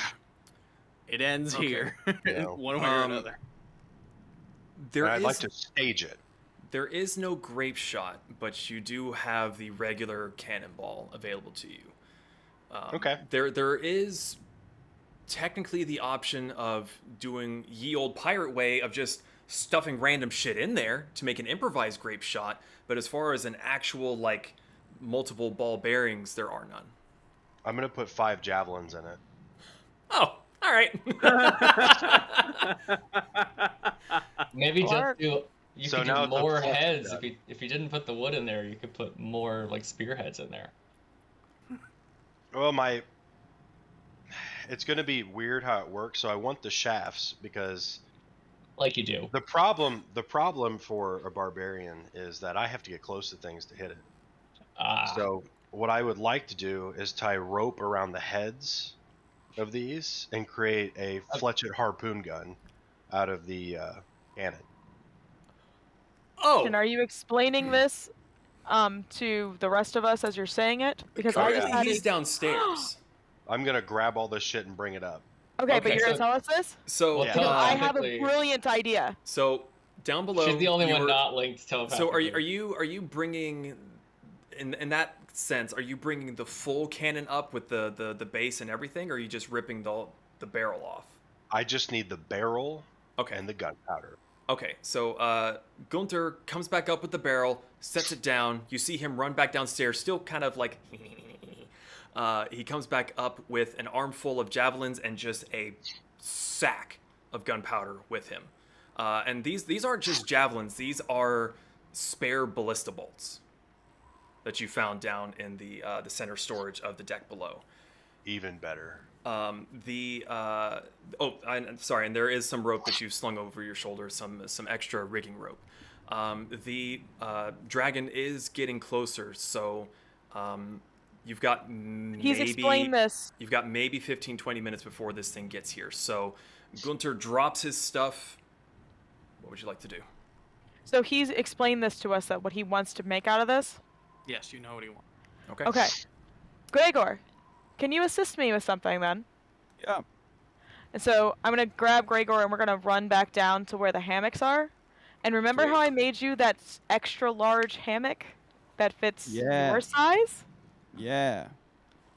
I'm gonna have you help me unattach it and drag it back up to Gunther's. Because if that's big enough to hold you, and he was to use this as kind of like, that hammock might actually come in handy. Yeah. Like So a slingshot. Like So little... are you're using it as a net then? Because if it's big enough to hold a Goliath and be able to support his weight, it might be willing to possibly jam up a dragon wing. Or at least blind him. Well, the thought is to shoot as many of these harpoons out with ropes attached to them, so that whoever would like to Dangling join down. me can climb up those ropes and get onto the beast.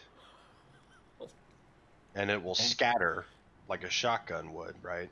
It wouldn't just be all 5 of these javelins or harpoons into one spot. It should spread across the creature. Well, here's my question then. Would you be able to bring up a cannon with the base? And we might be able to load a second one, so if it gets just close enough, we might be able to shoot something to possibly slow him I can down. bring that up. Look at how that works out. I should be strong enough to do that. There you go. There we go, just in case. A little extra umph. Okay, Well, so who's actually- doing what at this point? All the materials are up there. Let's see. I'll your help window... assemble this javelin concoction. I'll start helping with ropes and stuff. Yeah, I'll need Katoon's dexterous fingers to help me here. For Okay. Sure. Um, And I'm probably gonna just because I'm a little superstitious, some sort of little prayer to my like kind of what's the word I'm looking for? My deity. I forget the name of it. The dragon. one from, Tlalocoatl. Yes, that's Sorry, the one. Tlazocoatl, sorry. Tlazocoatl. So I do a little, maybe like a little prayer or some sort of significant thing while we're doing this. Okay. So, as Gregor is kind of carrying the cannon, I'm just going to be sitting in the front, like, packing it with black powder and basically doing everything, because I shouldn't be that heavy for him to, like, not be able to carry me with the cannon. So I'm just going to, like, shove everything in as he's carrying us up the stairs. Okay, so Zahara is helping to load. He's tying knots. Suave? Who's actually doing like the assembling of this cannon thing? We're doing it in 2 groups right now. We're split up in groups of 2 doing it, yeah. So I'd like to give Bardic Inspiration to Zahar. And I'd also like to give Bardic Inspiration to Katoon. Just go over and sing a little "You got this" ditty to each of them. Very nice. That's so loud. So, Katoon, I'm gonna need you to make a dexterity check. Is that what I want? Let me see real quick. Bum, bum, bum, bum. See, in 3.5, there was actually a whole thing for rope on the skill list. Yeah. Survival is usually what I use. Yeah, that's kind of what I was... I wanted to do, like, performance, but that's not really in the category of what I want. Sleight of hand? Sleight of hand can be... Yeah, Up to we'll you. go with sleight of hand.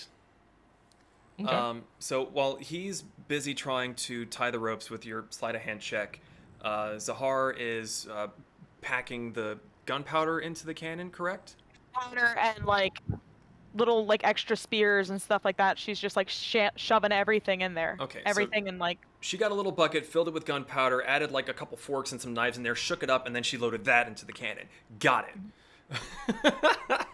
I got I'm a glad. 21. 21. You feel really confident that your knots will work. You're Not. like, Oh, yeah. my God's on my side. Yeah, that's exactly what I was going for. So you've got the first cannon up top, and that's the one with the ballista bolts, and the second one is with what Zahar was packing, correct? Okay.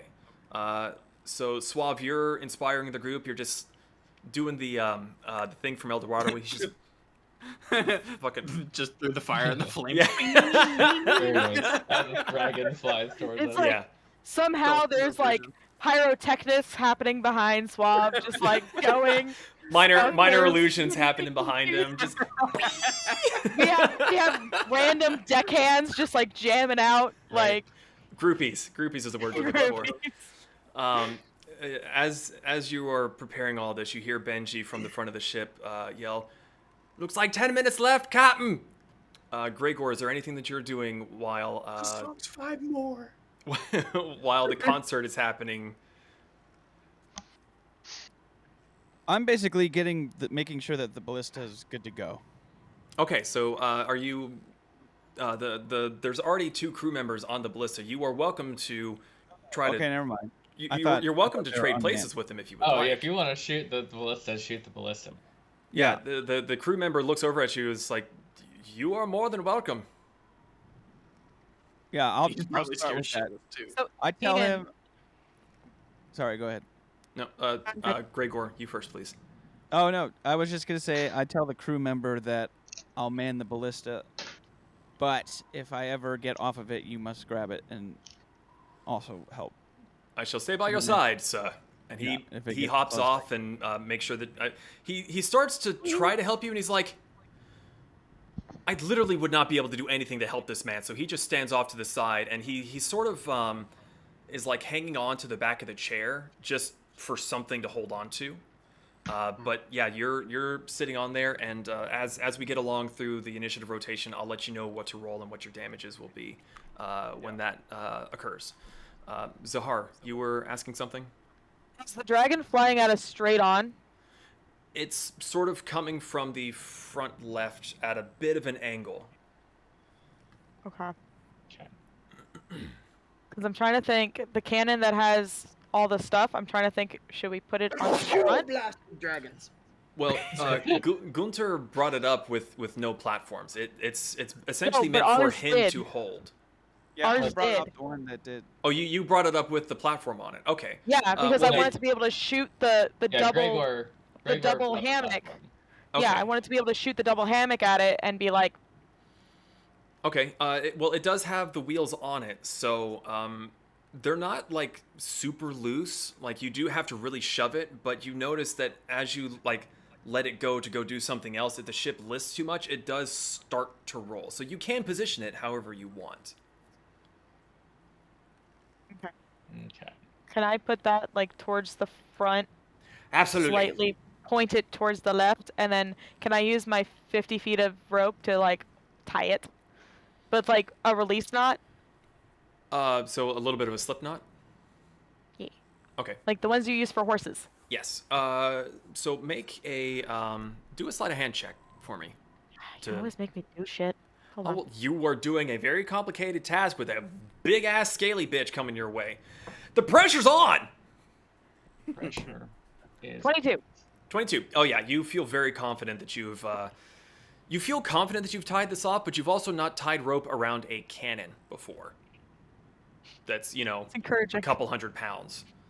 You're like, I'm glad my 4'0" body was able to push a couple 100 pounds. oh, you had Gregor to help and Gunther. Suave, That's true. Suave after his set just kind of like looks around. Next time you're doing anything with cannons, ask and I'll help you. I've been around many a cannon my day. And I just offer advantage if I don't know if I can provide any insight. The offer has been given. The creature is getting much closer. Its shape is now very, very recognizable. And there is no mistake that it is absolutely heading your way. You have maybe 5 more minutes. I start packing powder into my grenade launching apparatus. Okay. I offer a prayer to Seto. Let her know I'm sorry for whatever this blasted ship did. I didn't know it was about to take off. I'm sorry. So is there anything else you all would like to do to prepare for this encounter? You know, I think I'm gonna take the ballista next to Gregor, at least for the first shot. Have the Okay. same arrangement with the crew Yeah, on that one. So Set up the same arrangement. Be like, I'm gonna take a shot, but then I'm gonna leave it to you. okay, you come up, tap him, get off. My turn. The man hops down, lets you get into the seat, and he kind of points to you on how it's operated and whatnot. And again, he's also just hanging on to the back of the seat just for something, because he looks scared. Like, just absolutely It's my turn on the terrified. heavy artillery. Mom said it's my turn on the ballista. Okay. I'm gonna go up to near Gunther and I'm gonna say, "You've had my back this far, and I've made sure you haven't gotten too banged up. I feel like our luck should probably hold out, don't you?" As I pick up the cannon and I've made like a little rope shoulder harness to put it over, I turn around and look down at Zahar. If you want to be where this party's going, then hop on. Climb up on the shoulder and just cling. You guys are gonna have to make like a reverse baby harness or something. All right. So you are all prepared. The two of you are in the ballista. Gunther has his cannon. Suave's Is- on deck with a rapier for some fucking reason. Is anybody manning the other cannon towards the front of the ship? No, that's my I could emergency have cannon. been dead. That's the emergency cannon. Okay. Emergency So that one cannon. is loaded and ready to go. How proficiently could I aim on my own one of these cannons on the top deck with experience, having sailing beforehand? You wouldn't be able to snapshot it even with a crew of people, but you would be able to angle it sort of That in a if way. I get a and steady try to- shot? Yeah, you're familiar enough with cannons that you know how long the fuse is. That once you light it, you've got so many seconds left to aim, and you could try to get it there. You're Okay. You're pretty confident. I'll try and grab one of these cannons onto the top deck. Okay, so you go. You see Zahar climb up on the back of Gunther, and you see the unoccupied cannon. You kind of. Don't mind if I do. All right. So, the dragon is getting closer and closer, and you hear it roar out towards you. It's not a pleasant feeling, even if you were on the ground, and you all realize again that you are in the air, hundreds of feet above the water, where theoretically the creatures still linger. So, Oh, fuck. as the beast gets within range, we get some music. There we go. Let me see real quick. So, Ballista Boys, you all have quite a bit of range to use. Perfect. Wait, did I lose? Oh, Where's there we go. Gunther? Gunther, do make an something? intelligence check for me, please. Suave, you as well. Intelligence, sure. Mhm. That would be 17. 17? 12. 12. So Gunther, you're not entirely sure what the range is on this thing. Suave, you know that your cannon has probably around 200 feet of range without imposing disadvantage on yourself, where you're pretty confident that you've got the best possible chance within 200 feet. So, with that being said, the dragon does cross that threshold. Do you choose to fire or do you wait? I'm gonna fire when it comes in range. Well, this is Same. for Suave real quick here. I will fire a pot shot off and immediately run to grab another round to load it, or grab one of the other cannons that's already loaded. Well, this is the cannon that Sahar brought to the front of the ship, and it only With has the- the one round Oh. of stuff in it. The other cannons are still Okay. down below in the ports. I'll hold it for a more important moment. Okay. So you see Suave, and he seems a little bit itchy to light that fuse, but he's like, I'm going to hold off a second. Ballista Boys, you're the crew members that are behind you are both telling you hold, because they are very familiar with the range of these things. But once the dragon gets in within 120 feet, they both at the same time yell, "It's in range! Fire if you want!" Can I, real quick, can I go like 10 minutes back to do Inspiring Leader?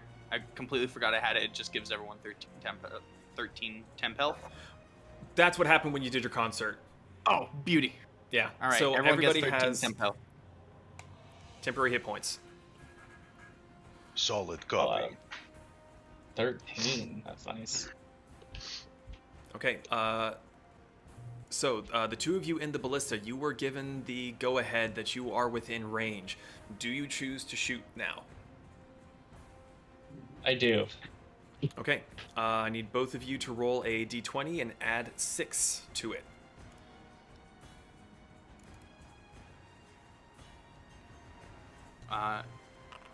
Would I be able to assist Oh, with reloading? shit. Oh god, nat 1. Sorry, one more time, how- Swap. Would I be able to assist them with reloading to get a second shot as ready as possible? That would be a situation of too many cooks, considering that Okay, they already yeah. have the 2 crew members beside them. Okay. So, Katoon got a natural 1. Gregor, Yeah. I got a nat 20, so 24. natural 20. Fuck. That's There hilarious. must According be to me, levels. So, That's can I a- use my psychic bolstered knack on something like this, or is that only ability checks? So I can use like psychic ability to add another 1d8 to my roll. With the natural But I 1, guess, there you're there right, is it's a no nat saving one. to Yeah, it. you're right. You're right. So Gregor is just super excited and he's ready to go, and he fires off that shot, and it's a sound that you're not familiar with, Katoon, and that sound kind of makes you flinch, and that makes your bolt go wide. But Gregor, yours flies true. The dragon sees it at the last second, tries to get out of the way, but it just hits it right in the shoulder. It's a critical hit. It according is, to my- yes. I'm getting to it. I need you to A roll. nat 20 is a critical hit, Nate? Is that what you're saying? I never knew that. I need you to You roll never 3d10, please. Not on a ballista. 3d10. 3d10. Da-da-da-da. Come on now. 22. 22. God damn. Okay. Boy. Nice. Let's see. Yep. Okay. Cool. I sheet. I got to do some math here. Hang on. I just as a side thing, I just shout over to Katoon a little ditty for bardic inspiration. You'll get him next time, bud. You're gonna need it. Didn't he already have one? He used it for his perception check to spot the dragon. Gotcha. And I used it to get the or the sleight of hand to make that javelin thing work. Gotcha. I'll give him the last one, Okay. probably. So with that being said, I need everybody to roll initiative. Let's fucking do this shit. It is time. 23. I can finally get rid of the bodies that have been on the top of the deck for so long. 10. I'm a support roll. I'm supporting. 21. All right. Sorry, I Let's go. wasn't quite ready for it. Natural That's 19. for it. You're All right. preparing for a lot of Uh, shit, man. You got it. Katoon, what was your roll? Not rolling for some reason. Again, that's exciting. Okay, I'll get back to you. Gregor, what was your roll? Oh, sorry, Oh, 13. come on. 13. Okay. 24. Nat 20. Ooh. Why are you wasting your nat 20s on initiative? Ugh. That's Gunther, not Apparently, right. I'm not using on skill checks. That's for sure. 21 with a 21. natural 19. Fucking hell. 23. Suave had a 23. Zahar? 10. 10? I allocate my 20 as well. It's not for this. Okay. So, top of the round, we have Katoon with Swab on deck. The dragon is still 120 feet out from the side of the ship. What would you like to do? think we're just gonna reload this ballista and try again. Okay. With the help of the other crew member, it is fast enough to reload that you are able to reload and attack on the same turn. So, you load the ballista, roll another d20, add 6. And if you need to add your inspiration, you have it. That's a 16 to hit. Okay, a 16 does not hit. The dragon is wise to you now. The bolt comes flying, and it does a little drop roll underneath it. The wings flare back out, and it beats down, and it looks mad. And it would. Fair enough. Okay, so after I missed that shot, I'm going to take... let's see... I'm gonna just take my bonus action, maybe just to disengage from the ballista itself. Okay. And so I'm gonna bonus action to hop off, and then you've got your movement still. right. So let's do a 5, 10, 15, 20. I'm actually gonna stay kind of right here, so near the ballista, but a little farther back. So if it's something attached near it, I could maybe get next to it. Okay. That brings us to Suave then, with Gunther on deck. Yeah. I should have gotten closer to Gunther. Dang. What you doing, Also, buddy we boy? still have psychic walkie-talkies for the next like 4 hours, so you guys are good. That won't be distracting. Right. You don't have to use it. You just can use it. It's like a walkie-talkie. Can I turn the volume down on it? I'm kidding. Can I go towards an edge that is closer to where I might aim at the dragon? Yes, and I'm sorry, I need to move you guys around a little bit because Zahar was on the back of Gunther, and you were already up towards the front, just kind of hovering. Yes. So, Yeah. So just assuming that you were right there-ish, I guess. Yeah. Where would you like to go? I'd like to go where I can aim best at the dragon. So whatever side the dragon is on right now, I want to put myself there. Okay. You have 30 feet of movement, so... I have 30 feet. So you would be able to get right up to the edge where Zahar and Gunther are, if that's what you so choose. Sure. Yeah. On that one right there's perfect. The middle one there that you had. There you go. Yes, there. And I would like to, I guess, kind of bonus action aim, and then action aim or action to shoot it, if you'll allow. What's the range of your weapon? Of my cannon? Oh, the cannon. The Zahar's cannon. Yeah. Okay, Zahar's cannon is up towards the... it's more up here. Can I... Oh, it's stationary. Yeah. Okay, Yeah. got it. Yeah, I have it tied. It was on a platform and she tied it down. So it's you, like you an would be able to impromptu get up swivel there. almost? More or less. Yeah, like okay. the rope is basically behind it to keep it from rolling down, but you would be able to rotate it if you wanted to go up there instead to aim it. Okay, yeah, I'd like to go up to that cannon, then bonus action aim it, I guess, if you'll allow, and then use my action to attack with it.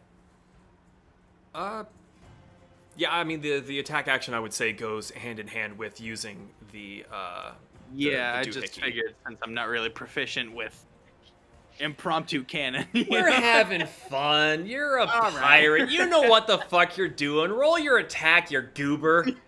Actually, I suppose it would probably help if I fucking told you what the thing was. So roll a d20 and add 5 to it.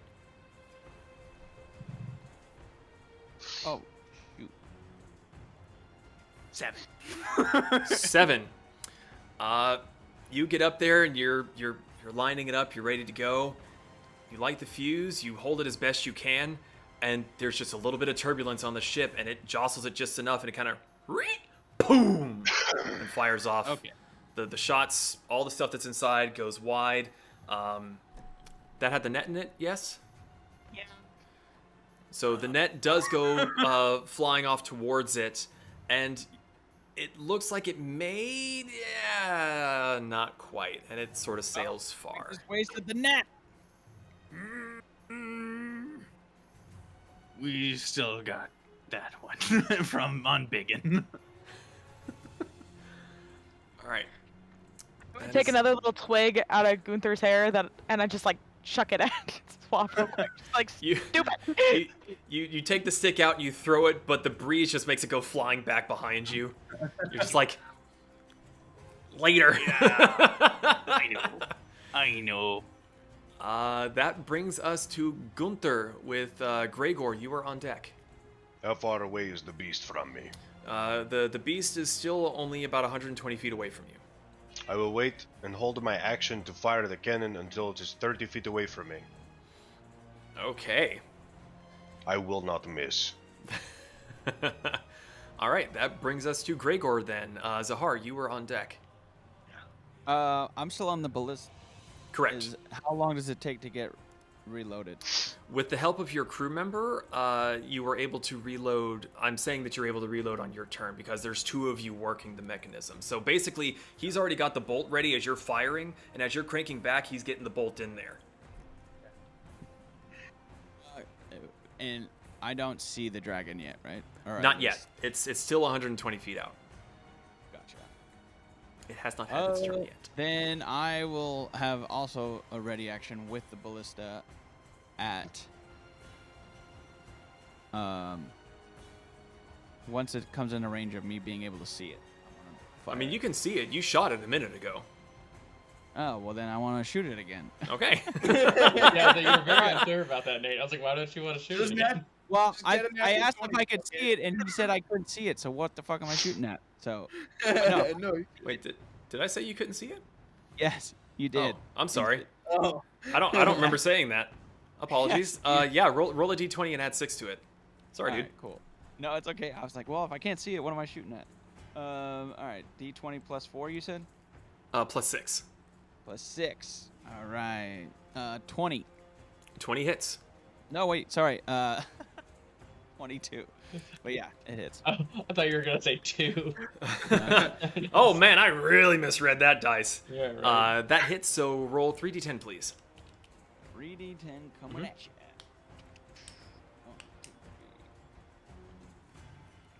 Oh, jeez. 13. 13.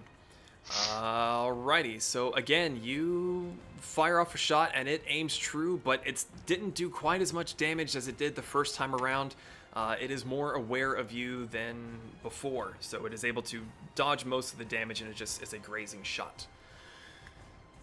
Alright, you do still have your movement unless you want to stay on the ballista. Oh, I'm on the ballista. Okay, and that brings us to Zahar. It is your turn, my dear. Ooh. Give me a With, second. I'm still looking. With How- Katoon, how- you were on deck. How close is this thing? It's 120 feet out. Shit. It's still far. Man, I thought it got closer than that. It hasn't had its Uh-oh. turn yet. Oh yeah, jeez. Don't worry, it'll get there quick. Mm-hmm.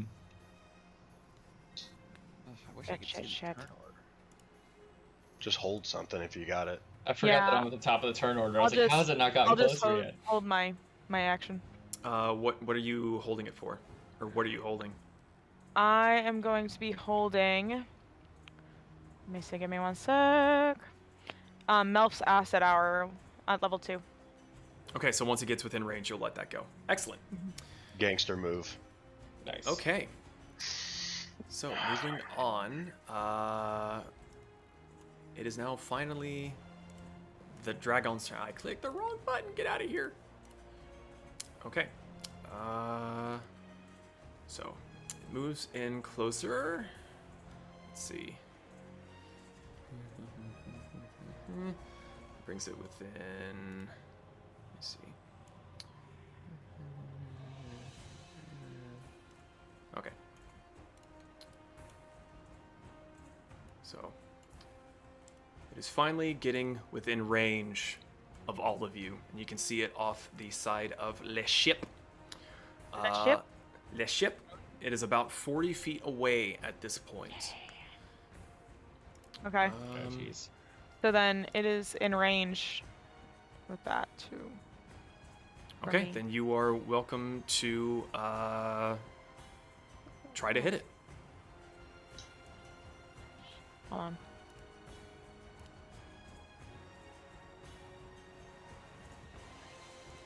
So I have 14, which I'm assuming is not. 14 doesn't hit.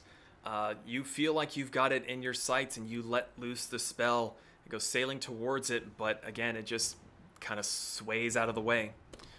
The dragon is going to use its lightning breath on Gregor's ballista. So, Gregor, I need you to make a dexterity saving throw. Okay, let me read something that's in my character sheet that I did not do last time. Because I forgot about it. Okay, got it. All right, dex save, you said? Mm-hmm. Oh, fuck. 9. 9, but I get that too, so... I didn't mean to do that. Sorry. 11. Go away. It's 11. 11. Okay. Unfortunately, that is still a failure. As you're sitting in the ballista and you and your crewmate are trying to reload it again, you look up to see where the dragon is, and it is a lot closer than when you last saw it. Its mouth is opening, and you see blue electricity crackling in its maw. Gunther, you automatically duck down as best you can. But I'll cover Zahara with my body. Well, it thankfully is not aiming at you at the moment. Gregor, you and the ballista are hit with its breath weapon, and you take 53 lightning damage. Oh, Whoa. I am down. So, No, I'm just kidding. I'm not. How much? You said 53. 53? Ouch! The ballista is destroyed, and Gregor falls out of the chair. Are you still up? Yeah. Okay, so Gregor falls and rolls, dodging some of it, but not much. He's cooked on one side. He's not looking great from that. But that is all that it is able to do. So, that brings us to the other ballista, who, now that he is by himself, is going to have to spend its turn reloading. So, Katoon, it is your turn, Suave. You are on deck. The dragon is 40 feet out from the side of the ship. Can I need to do as a reaction. I need to do stone endurance. Stone's endurance as a reaction? Okay. Yeah. Okay, 1d12 plus 2. Or, yeah, 1d12 plus 2, and... Oh my god, 3. That was fucking pointless. Every hit point matters. Hit points are hit points, man. So, Katoon, it is your turn. What are you doing? Okay, I'm going to use my bonus action and shift. So I'm going to take on raptor form. Okay. And then as I do that, I gain 10 feet of movement and 10 more temporary HP. Well, you would have to pick. You can only have one pool of temporary hit points. So you either keep the 13 or you get the 10. Oh, okay, I'll keep the 13 then. Okay. But I'll take I still get the extra 10 feet of movement speed, Yes. I believe. And then I have the other reactions and stuff. Cool, so I'm going to take that and do 5, 10, 20, 25, 30, 35, 40. And I'm just going to use my short bow and take a shot at it. Okay. The dragon is 60 feet away from you, so I believe that's still within... Is that still within the good range? Yeah, short bow is 80 feet, so... Excellent. Take your shot. Take the Shot! shot! Attack.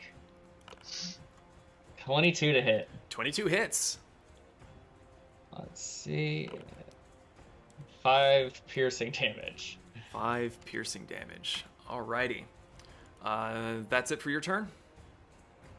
Yes, for now. For now. Very important. Suave, it is your turn. Gunther, you are on deck. yes. Is it within 30? Is it within 60 feet of me Where are you at, Buthang? There you is. on the front of the ship? It is 55 feet away from you. How bad would a laughing fit affect it if it were to be knocked prone? There's only one way to find out. I would like to cast Hideous. hideous laughter. Okay. And that is a That Wisdom is save? a wisdom saving throw against. Yeah. Natural 1. Okay. Very nice. So it is knocked prone. I don't know how that'll work with a flying creature if it just drops out of the air, Cool. but he finds me fucking hilarious as I start shouting. What do you say? Do you say anything? Sup, you scaly bitch! We're gonna fucking wreck your shit! So no one else really finds this very funny, but the dragon, with its mouth still alight with lightning, it begins kind of wheezing, and it sort of rolls over and begins to plummet about 30, 40 feet. This... It lasts up to a minute. Mm-hmm. And it repeats the save at the end of its turn, yes? At the end of each of its turns, and each time it takes damage, the target can make another wisdom saving throw. That's advantage if it's triggered by damage. Cool. Is there anything else you want to do with your turn as you point and mock this thing as it just starts to fall out of the sky? No. Yeah. All right. Gunther, it is your turn with Gregor up next. And even though I did say that it dropped, it will drop on its turn, so it's still right where it was a moment ago. Oh, well. I'm going to hold my turn again and wait till it is within 30 feet of me before I fire. Okay, very well. Then that brings Maintain us... discipline! Wait until you see the whites of its face! Then that brings us to Gregor with Zahar on deck again. So, what you doing, Gregor? As you get up from the smoldering wreckage that was your toy. Oh, so it's completely dead then, right? It is obliterated. There is a gouge in the deck of the ship from where the lightning had struck. Then I would... Damn. I can't. Well, shoot, hold on. I shoot my crossbow at him. Okay. Is it within... Or, let me see. Yes, it's 80 feet. It is 80 feet. Excellent. Take a shot. Alright, shooting. 12. 12 does not hit. With the high winds and with the dragon beginning to roll over and plummet from the laughter, you're not quite able to get it to snake through the air and find its target. Is there anything else you would like to do? Shoot again. Shoot again. Critical hit. Natural 5. 20. Okay. Yep. Roll your damage, sir. Boom, boom, boom. How do you do the critical? Oh, there we go. It's already doing it. Yeah. 8. 8 points of damage. Every little bit helps. Okay, so the second shot, you've kind of judged the wind correctly and how fast it's falling. You take another shot, and the little bolt just kind of sticks in it as it goes down. You do still have your movement, unless you wanted to stay where you were. Yeah, I'm gonna move. If I move here, well, obviously that's way too far. How far do I need to move to be able to yell at the captain to hear me? You're not entirely sure. But your movement speed is 30, so you could get so I'm gonna move just to there. the bottom of the stairs. Okay? Yeah.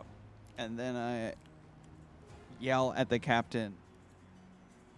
Are there any other weapons on board? You get a quick shout back. You have what's here! Okay. What you see is what you got. Mm-hmm. All right. All right, that's it. Zahar, it is your turn. Katoon, you are up next. No, it really sucks is I forgot I had Bardic Inspiration, so that other one would have hit, and I'm really fucking pissed off on myself. It's alright, you got it for now. Oopsie poopsie. Right? Is it within 60 feet of where I'm at?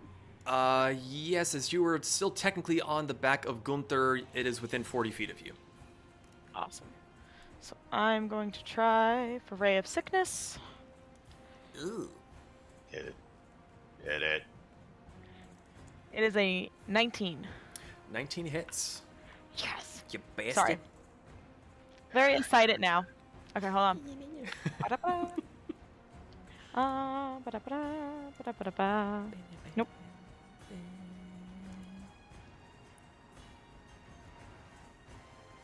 I'm doing math. Math is hard. Give me a second.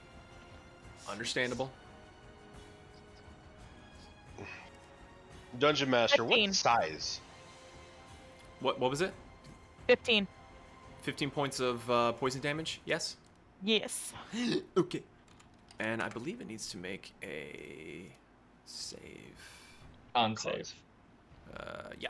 Makes my constitution, yeah.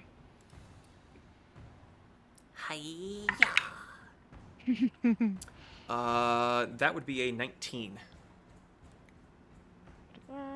Yeah. Yeah. Probably a save. Gunther, make a intelligence. Well, it's this close. You can tell it's a young blue dragon. Good to go. Okay, Zahar, is there anything else you want to do? Anything else you can do? How...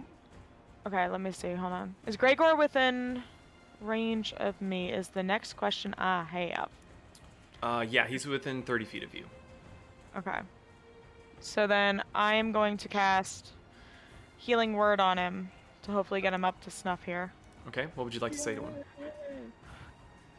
Do not die. Words to live by. All right. How much does he heal? He's going to heal by 5. Okay, 5 more hit points back. Nice. Your And I'm death assuming was you're going to stay greatly on. inconvenient. Yeah, Gunther's I'm shoulder happy still? where I'm Okay. at. Got it. He's good luck. We're going to stay right here. Got it. All right. I appreciate that, little one. It is the dragon's turn. Okay. So when does the other ballistic go? Or did he take out both ballistics? He just took out the one. The other one is manned by one of the other crew members. They had to use their turn the last time around to load it. They will get a turn this go around. Suave, it's another Constitution save? Or no? It is a Wisdom. Yes. And I will impart a cutting word saying, fall, bitch! And reduce it by 7. Well, unfortunately, that was a natural 20. For fuck's sake. Amazing. Look, I get, like, 1, okay? Yeah. Leave me alone. You get Yeah, one while you're a whatever. fucking dragon. There's a fucking difference, dude. Alright. Suck it up, nerds. But Fight me, unfortunately, bitch. that is all that it can do. It's the end of its turn. So it does fall 60 feet from being prone.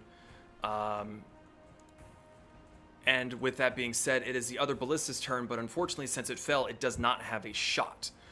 So that brings us right back around to Katoon with Suave on deck. Okay, so I'm gonna move to the side of the deck to hopefully get a shot off. Can I see it from where I'm standing now? Yes, but it will be... It would be about 60 feet away from you because of the downward angle as well. Okay. I'm actually going to take a cue from Zahar and point my ring out and do the second level Ray of Sickness. Oh, okay. With my Bardic Gotcha. Inspiration. So. Okay, so then Zahar, you roll as if you're rolling it, and you add a d8 to your roll. Okay.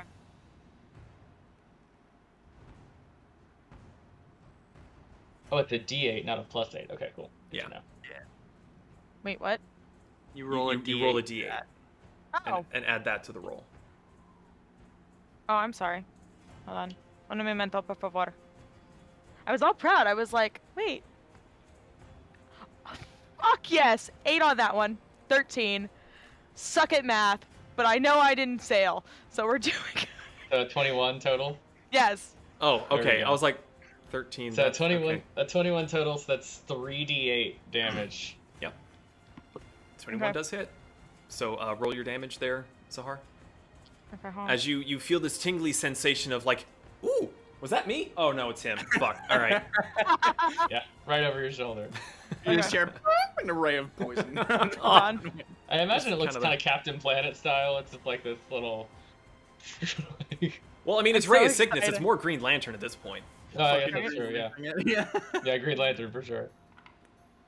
3 plus 8, so that's going to be 11.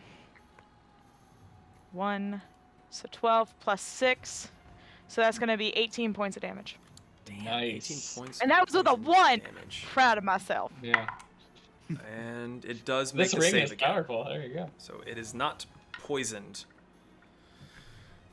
Okay, so that was your movement and your action. Yes. Let me see. Is there anything I want to do next? You know, I don't think so, but I am gonna spread out a little bit. So I'm gonna move down the let's see, how far did I move? 5, 10, 15, 20. So I have another 20. Actually, I'm gonna move back then. 5, 10, 15, 20. Right about there. Okay, so Cool, you run up that's to it. the edge, go, ha! And then you run away again. Yep. As rogues do. As rogues do. All right, that brings us to Suave. Actually, can I use my bonus action to hide? You're kind of standing out in the middle of the ship. Yeah, is that little, like, can I get on the other side of the capstan, maybe, and, like... There's Is that what that is there? not a lot of space to hide. No space? there. Okay, cool. I'm good. Yeah. So, Suave, it is your turn with Gunther on deck. How good is the dragon looking right now? It's kind of hard to tell because it's blue over blue, but you do see a lot of red falling from it.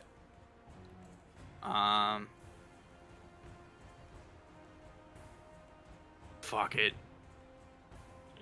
I'm gonna cast sleep at 3rd level. Oh shit, okay. Okay. So A lot of D8. cast a spell using a That's a lot of spell D8s. second level heart. Roll an additional 2d8 for each slot level above first. Okay, so I'm rolling 7d8 to match its health pool to try and put it to sleep. That's 2, 7, 15, 20, 24, 31, 34. Does it go to bed? You cast a spell and you're just like, go to sleep, go to sleep, go to sleep, go to sleep. The dragon seems to be beating its wings, trying to get back up. Well, I tried singing it a lullaby. It didn't work. Go to sleep, you scaly bitch! It's That's a what I solid tell my effort. freaks all the time. Remind me after this, you're going to be really mad. But I'll tell you what it was when all It's said and done. 35, isn't it? Magic enough, put the dragon to sleep. So, I just use my bonus action to grab my rapier and set it ablaze. okay, so you're like, fuck it. Pshing! Ignite! Come on! All right, Gunther, unfortunately, it is still roughly the same distance away from you as Yep. people just keep it from getting to Gunther. Yep. Just gonna hold again. Yep. Then Gregor.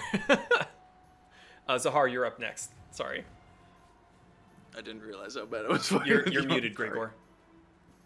I am going to shoot my crossbow because that's all I can do. From where you are now, it will be outside of your effective Huh? range. Oh no, it's 80, isn't it? Yeah. Okay, my bad. Stop shouting at 14. me. 14 does not hit. I shoot Good again. try. Go for it. 18. 18 just hits. All right. Come at me, bro. 5. 5. You're shooting pencils at it. Yeah, I know. Well, that's all I got. I have nothing. All right. My movement, Mhm.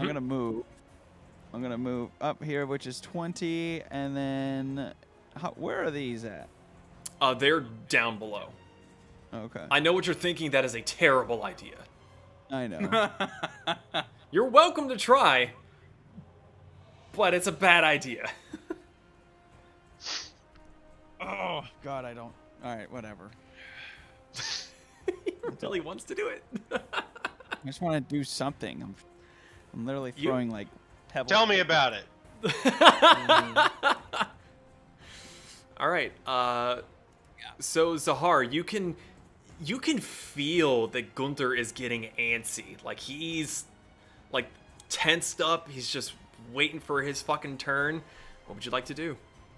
Are you going to deny the barbarian his chance of glory? So I'm gonna hold my thorn whip until it gets within 30 feet. Okay. Awesome. Then it is the dragon's turn, and it is going to use its full movement of... Where did I go? I lost one page. Yes, 80 feet. I wanted to check. I didn't want to lie to you guys. You should lie to us. It finally gets within range. 5, 10, 15, 20. It's basically getting right up onto the edge of the ship. So Gunther, my main man, do the thing. I gotta do something. What do I roll? Get it. Is it 5 separate attacks, 1 attack? You tell me. Because it's 5 harpoons that have rigging rope attached. You to know them. what? Fuck it. Let's do 5 attacks. All this build up to Gunther the Great. Everyone on the ship hears, yes! Boom! What am I adding? Oh, sorry. Add a +6 to this. Okay. I'm just gonna roll 2 attacks right here. Get back on there. Okay, first 2 miss. Because I'm assuming a 15 does not hit. No, it does not. Okay, second 2 attacks. Does a 16 hit? A 16 unfortunately does not quite All right, hit. this is the last attack. Jesus. Get Bart. No. Fuck. I don't believe it. That's a natural 19 plus 6. That hits. Yes! It That rolled to last 20 one! and then bounced over to 19, and I'm like, why? Oh. Just to fuck with you. All right. Roll 3. Yes, 3d10 piercing damage on this. That's a D10. That's a D10. That's a. Alright. Ooh. That is 20 points of piercing damage. 20 points of piercing damage. So And as I drop the cannon. So as the dragon gets up over the edge and it starts to roar, it sees you. Boom! And it can't get out of the way of all of them, and just 4 of them go wide, but one of them just gets right in the shoulder meat, and you see it pierce out the back. And as it flinches back from it, the barbs chink and catch it, and it starts to stumble, and you go, a douche. Hammer time. Can I grab the rope? Yes. Okay. That's all I'm doing. Yep, for the moment there is no check, as the rope is just there at the moment, but you have the rope. So that brings it to the ballista. No. Unleash your I dragon. helped. Huh? Ian. Oh yes, I'm sorry. Go ahead. I've got it. Hit it, Finally. little sister. Do it, Bulbasaur. Does the 17 hit? A 17 unfortunately does not hit. Damn it! The And force of the dragon concussive blast as you go to lash your whip out makes it flinch out of the way, and your whip just kind of snaps at the air. It sounds naughty, but it misses. Unfortunately, the ballista also missed, because there's my luck again happening, which would bring us back to Katoon. Suave, you're up next. Okay, so the dragon is like on the side of the ship, or like 5 feet It's- outside the ship. Like how close is the ship? It to is target? it is flapping right at the edge, like the wings beating is buffeting your face, and with the ballista bolt in its chest and Gunther holding onto it, it's like he's got like 10-15 feet between where he's holding the rope and the dragon. Okay, can I see another one of the loose ropes that's like, you know, attached to him real good in the dragon? There was only one that was attached to the dragon. The other 4 bolts missed. Oh, I thought he got like 2 or 3. Okay, Yeah, I got one. I just suck. the one. Well, that's a good question. And what do I do here? Okay, I'm gonna run over here to the side. So I'm gonna do 5, 10, Jump on its back. Jump on its 15, back. Jump on its 20, back. 25. I'm trying to. That's kind of what I'm going for. That's wait. That's I'm here. So. Pet a pigeon. That's 35. That's 35. So that here, I'm gonna stay back at 30. Do I have enough 10 to try and jump? Like, well, how far am I from a wing here at this point? You can certainly try. My harpoon worked. Okay, instead of trying this time, I'm gonna get on the edge. Take my extra 5 and just in there. I'm gonna hit it with a acid arrow. So Zahar's up again. Okay. As So- my action. So I roll to see if it hits. Yes. 19! 19 hits. There you go. And I did use it acid arrow? Okay, hold on. Yes. Un momento, por favor. Okay.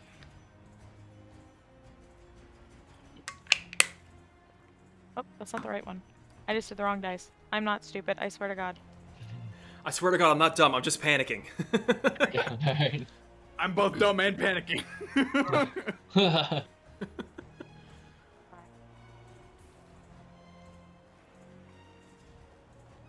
Great fucking idea. That is going to be 6 points of damage. 6 points of damage. Awesome. Yeah. Cool. I think that is gonna be it for my turn, though. So I don't think I have anything else I can do. Okay. Suave, it is your turn. Gunther, you are up next. Knowing that its health might be as low as it is, I would like to hold the sleep spell at 2nd level until the dragon is above the deck of the ship. So, like, if Gunther can try and tug a war this dragon over here. That's the and then we fucking try and plan. Sleep the dragon. Okay. And then I yell to everyone, ceasefire! All right. Well, with that being said, it's Gunther's turn with Gregor on deck. I will smile as I would like to rage. Tug war that bitch. And I believe I see where this is going. Come here, dragon. Oh, I'm gonna get on this dragon's back so hard. I'm going to pull the dragon to me. Strength contest. I love it. Ian, that's a natural 20 plus 4. Would you believe me? I said I rolled a natural 1. Oh no! Amazing! This is happening. So, with that critical success and that critical failure, Gunther is like, my time to shine! And he pulls and just hauls over his shoulder. Suave. He pulls it over the deck. 20. Okay. A lot of shit happens here. Give me a second. So, Gunther rages. You see, Zahar, you feel like somehow Gunther is growing.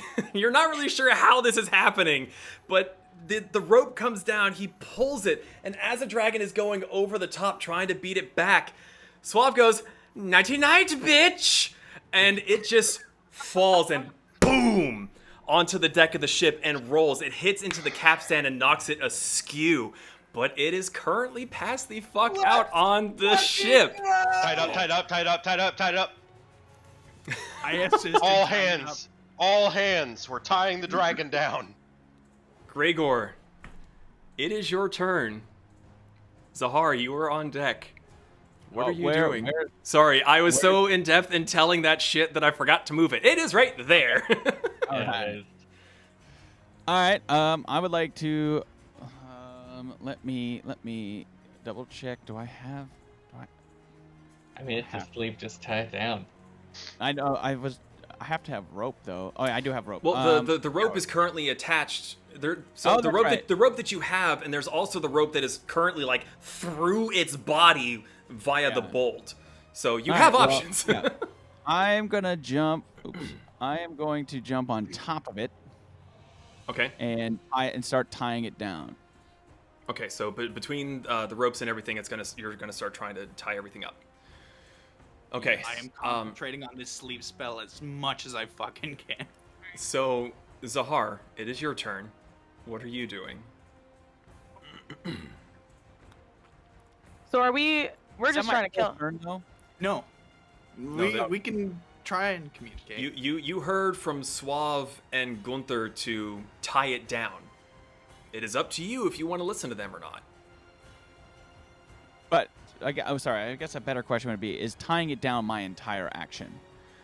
Yes, I mean, Well, this you is didn't- a big creature with your movement and trying to get it over and tied up in some sort of way. I mean, you could specify something if you wanted to specifically tie down like a leg or something, but Yeah. yeah. Yeah, I'll Put a help tie muzzle it on down. it. Yeah, because I was gonna. I'm gonna. Yeah, I'll tie the mouth like. So, Gregor, what are you specifically trying to do here, Gregor? Oh, I was trying to tie it down, and then I was going to attack it. Okay, well, so your But- action would be to take your rope out and start trying to tie it down. Zahar, you jump off of Gunther's shoulder and you over to the front, grabbing a bit of any of the ropes that just happen to be there, and you do a very, very brave loop-de-loop around the mouth to try and keep it shut. So that does bring it to the dragon's turn. The save for the sleep spell. There's a save? It shouldn't have a save. Oh, no, if I no, you're remember right. the system correctly. No, it's just a sleep for a minute as long as I can concentrate it. Yeah, no, you're right. I was thinking of something completely different. Yeah, no, fucking dragon's turn is done. Yeah, The sleep for a whole minute. the man round. on the ballista is kind of like looking over like and just isn't doing anything. So that will bring us to Katoon with Suave on deck. Okay, so I'm gonna go for the tail then. So I'm gonna run over 5, 10, 20, and I'm gonna try and just tie the tail down. Maybe grab some of the like leftover this metal grate if it's still maybe attached to the ship, and see if I can. Well, the metal grate is not currently there. It receded and the whole platform came up, so it's solid wood at this point. Oh, I figured after it exploded that there might be like shrapnel or something to wrap stuff around. You know what? That's actually pretty fair. We'll go with that. There's gaps in the wood that you can try to secure it to. Yeah, I'll try. So is that essentially what everyone's going to be doing at this point? Is trying to tie this bitch down? Yes. I wanted to attack it. Well, the mouth is shut, and she handled that, so I'm good. Sitting on the snout, like. Fuck with me, like. Then I need everyone to make a apart from Suave, who is concentrating on the spell. Everyone that is trying I'm to. going to help. I can concentrate on the spell while doing an action. Okay, I thought you were saying that you were just focusing on the spell. So my mistake, I misunderstood. Then I need everyone to make a group dexterity check. And sleight of hand? Since- Yeah, fuck it, sleight of hand. Why not? Who cares? And You then, guys pulled the dragon down on the deck of ship. Yes, sir. That's a 22. Gunther? 21. Dungeon Master, I'd like to go over to where the dragon's neck is, Mhm. and I will just post myself around its shoulder joint and where its neck is, and I'm going to attempt to just hold it there, should it wake up. Okay, so you've kind of got it like arm over your head and the neck, and you're pinning it basically. Yeah, I'm gonna put it in like a half Nelson. If you could put a dragon in a half Nelson. You're a big dude. Fuck it, that was awesome. Why the hell not? There you So then, Gunther, you make a strength check. Everyone else do a sleight of hand that is tying up the dragon. 19. 19, 22. 21 for me. I don't even know why I'm fucking writing it down. Yeah, you tie up the fucking dragon. 21. 21. Amazing. 17 plus 4. Amazing. All right, I will admit I did not expect this to go the way that it did, but you have brought the dragon low. It is very, very bloody, and it is still currently asleep, but the minute is very rapidly running out. Is there anything else you would like to do? Yes. Okay, go ahead. No, you go, hon. I was gonna say, are we in the initiative order, or are we just kind of? At this point, initiative is kind of on pause until we see what happens here. Okay, then I would like to have a ready action, and for when it awakes, as soon as it awakes, I would like to shoot a crossbow directly into its eye. Well, Or can I do that? That'll My- probably wake it up. No, it's a ready action for when it wakes up. That's the I first. know. So, Rhineset sees Gregor preparing this, and he says, I think we want to try and see if we can... Dragons are smart creatures. I want to see if we can extract any reason from this, why it might have done this, because there's a lot of fucky shit going on. And if Or we we can could get get some any answers from this Gold dragon... from it. It might have gold if you guys are like, if you know. If it's Gold got is a good second option. If it's got gold, I'm I a mean. pirate myself. Gold is a good second option, but if we can figure out why shit is going awry, that'd be... Hey, as far as I'm concerned, this ship is safe and I can get I double still have paid. Crossbow aimed at its eye. Okay, yeah, if the need arises to kill it, we can absolutely kill it. But I want to see if we can reason with it, talk to it. Zahar, you said you had something? I did, but then I had a thought. That's dangerous. All of this is happening. The ship is being attacked. And that dickwad back in his little room has still not come out. That's concerning. Mildly concerning. He is a scholar at heart. I doubt he'd be any good with a cannon. Maybe not. But Gunther, Maybe did he you have stuffed anything to his say ears on with it? wax after the bard sang too loud. regardless, I'm gonna take out my I can never say this, my Yuxwella, and just kind of like sit holding it, like still sitting on the snout and kind of like winking at Gunther like, I'm ready to go, like let's go, let's wake this bitch up. So I would be- you're sitting on his face with Gunther. Okay. And just being like, I'm holding my spear basically like, fucking come at me, bro, I'm fucking pissed. Like, let's go. I would be careful around its maw. If it can open it and breathe its lightning, then it could kill you instantly. And I think that it's funny that after all of this, you still doubt my knot tying ability. It is a dragon. And I'm a bitch. What's the point? I don't know how Dragon that beats correlates. bitch, generally. So far, we've done quite well at beating this one. Don't get complacent. Zahar, make a You'll be dexterity mincemeat save no for me, time. please. Oh, damn it. I told you. Natural 20! Okay, hold on. Plus 2, 22. Okay, as you get done saying that to Gunther, even though he has it in basically a headlock, the head is still down past the neck, and the head itself tries to lift up, and you about tumble over, but you're able to grab one of its horns and kind of hang on tight as it wakes up and begins to thrash around. Come on, I'm Bard. just Do gonna- Bard things. Do Bard things, Bard. Uh,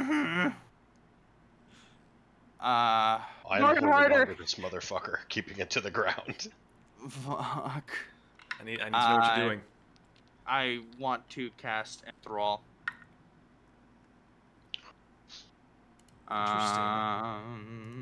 It's gonna be like that kind of episode, huh? It has advantage on the save. I'm going to have Cutting Word ready. Okay. It has a Wisdom check to be enthralled.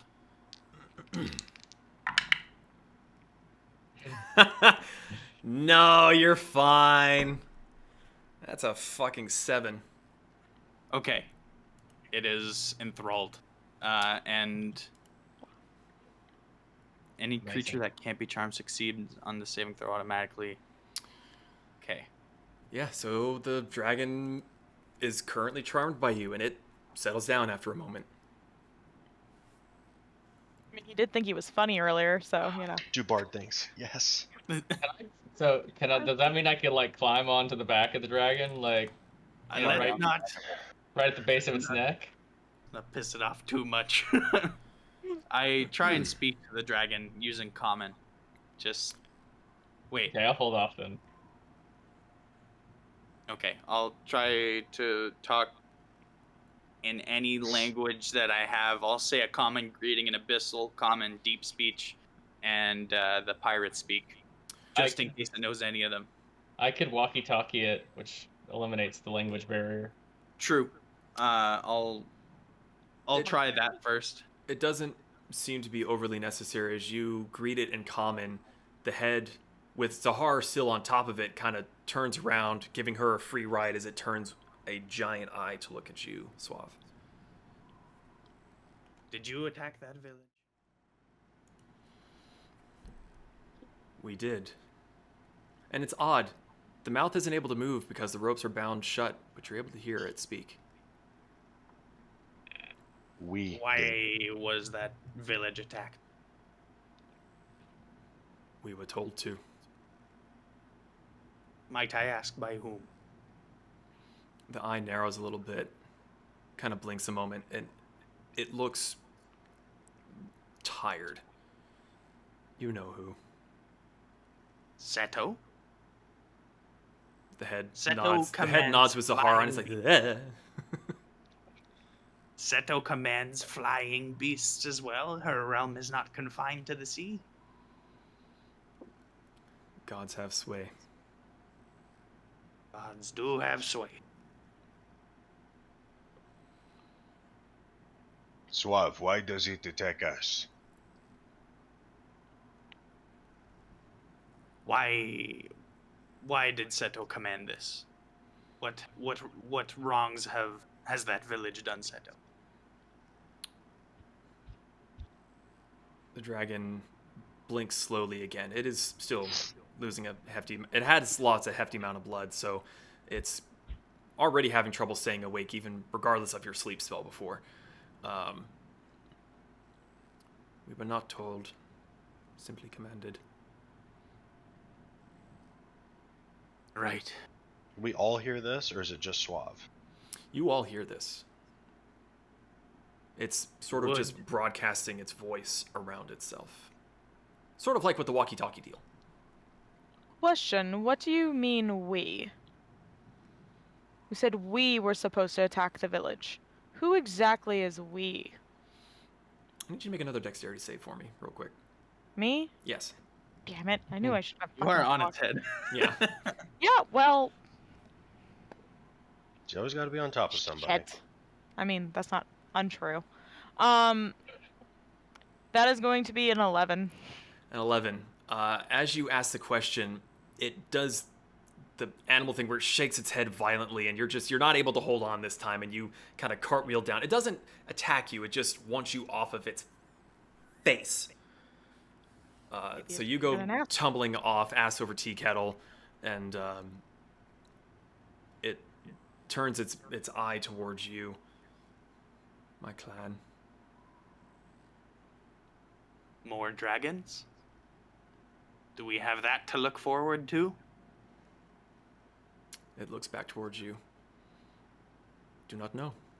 We separated. What caused you to separate? I was told to handle the ship. Right. What were the other tasks, if you remember? Raise the city. They did well with that. Any final questions to the beast?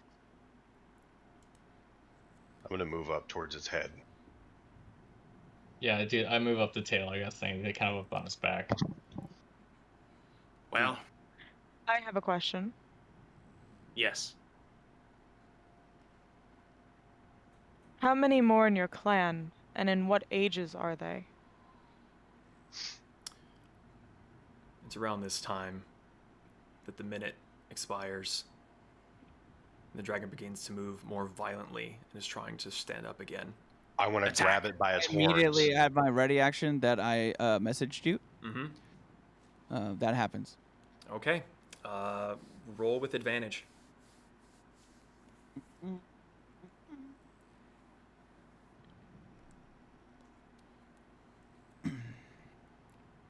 that would be 19. 19. Yeah, that definitely hits. Roll your damage, sir. 5.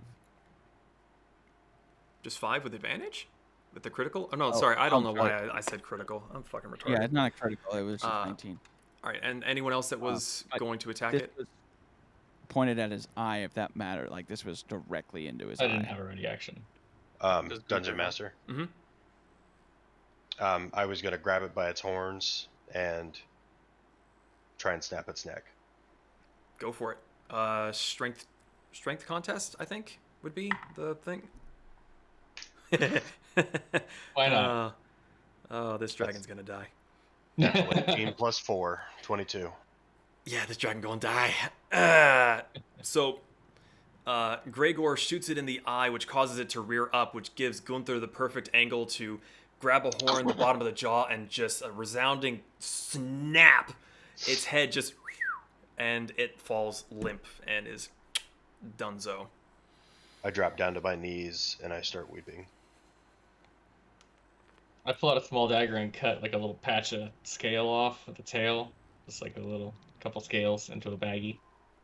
Into a baggie. Yeah, you know. He's got a couple little- Ziplocs ready to go. Yeah.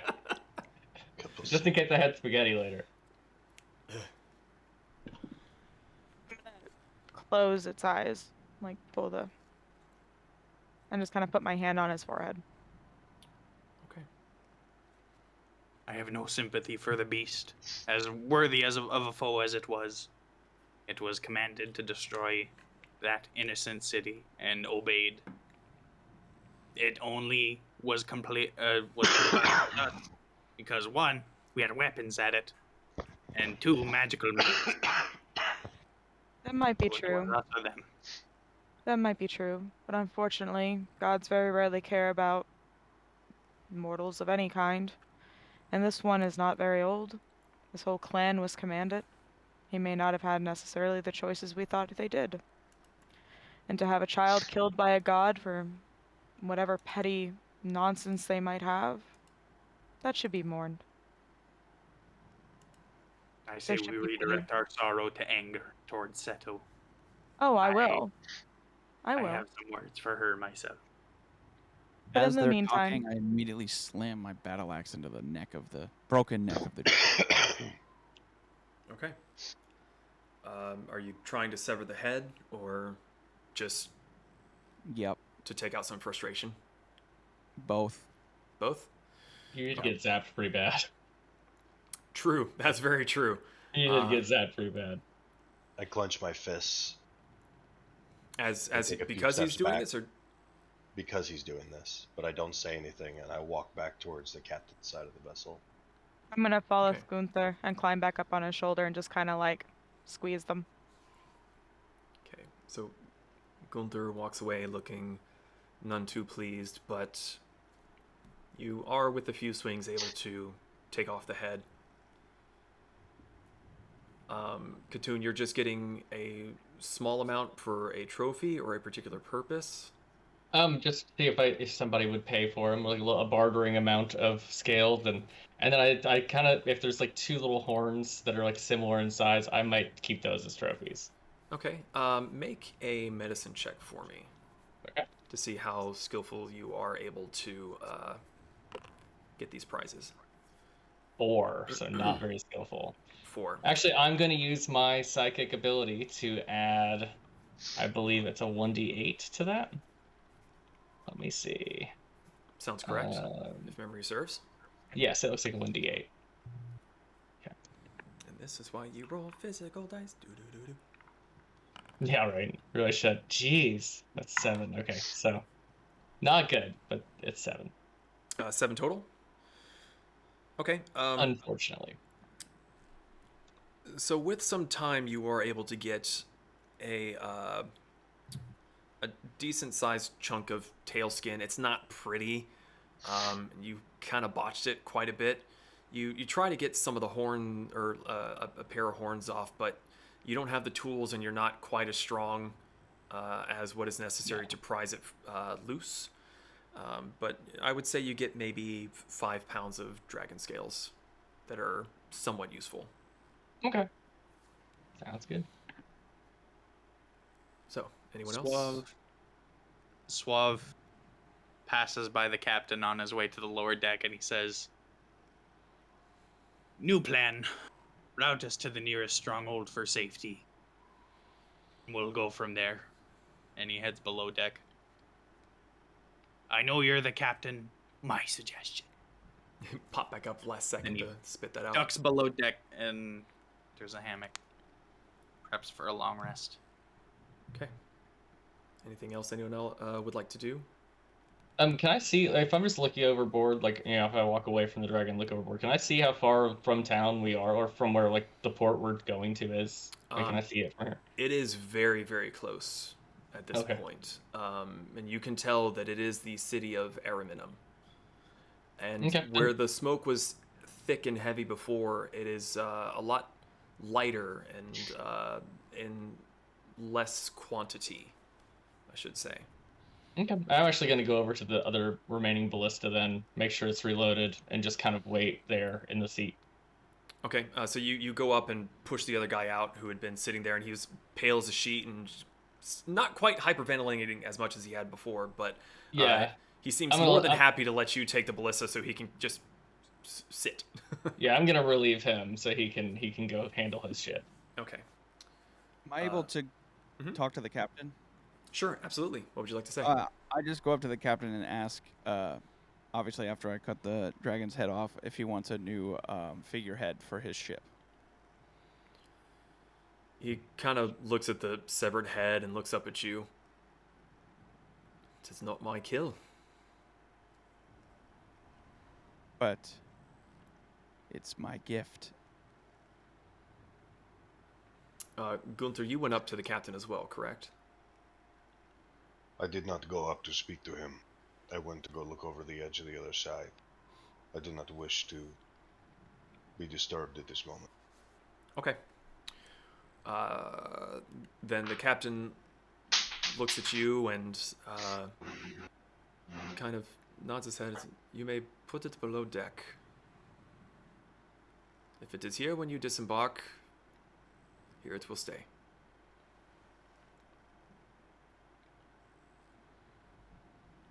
Ooh, I guess I pick up the head and take it downstairs. Motion on downwards. All right. And didn't bring your taxidermy kit with you? Let me check my... So we will fast forward here just a little bit. The ship does eventually make it back to port. Instead of going into the water, it does land on a flatter part of the wharf where there is enough room for it to land.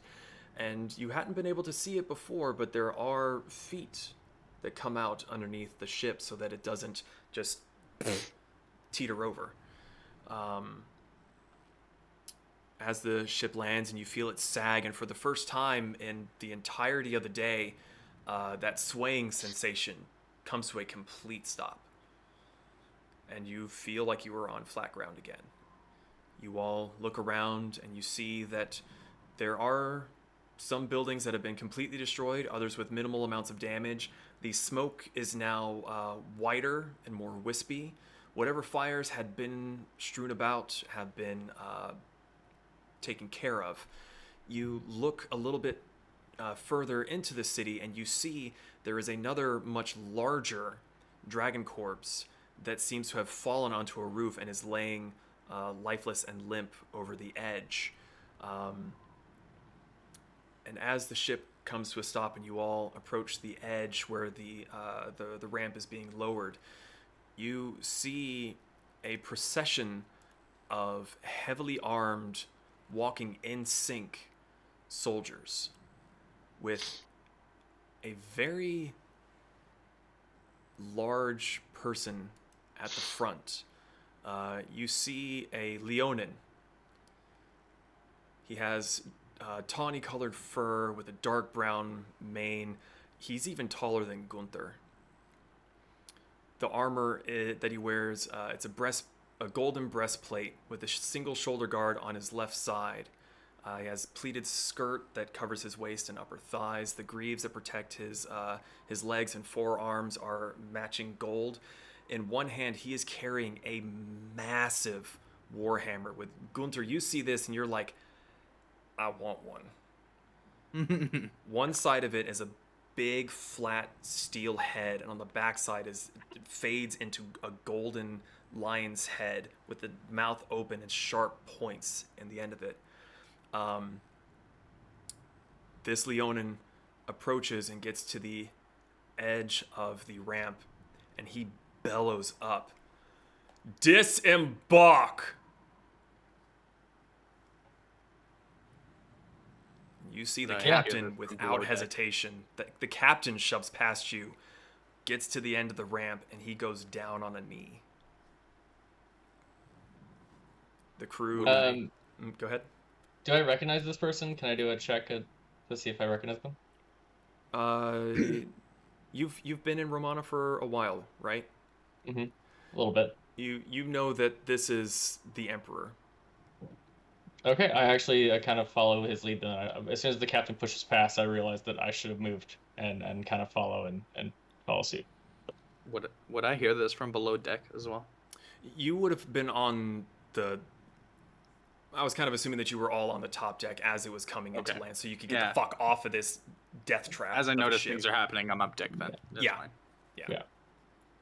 So I'm gonna drop off of Gunther, Mm-hmm. and as we kind of like are disembarking, when Cthulhu was trying to chop up dragon scales, were there any pieces like he discarded because they weren't good?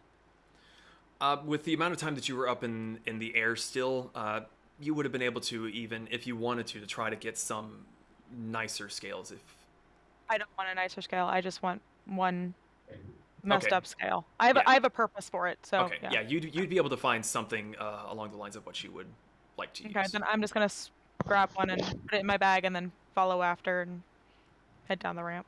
Okay. Unaware of what to do here, I just follow the lead of just disembarking the ship as soon as possible.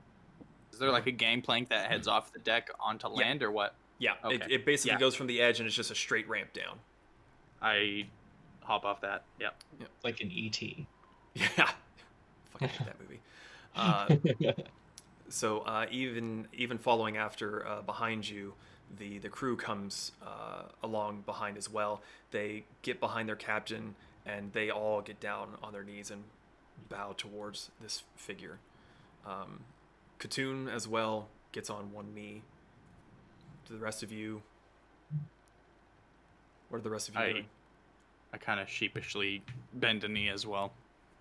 Not sure who I'm exactly pledging any allegiance to, if any. I will be the last person to slowly take a knee. I won't take one. But I also I do don't not kneel before other men. Okay.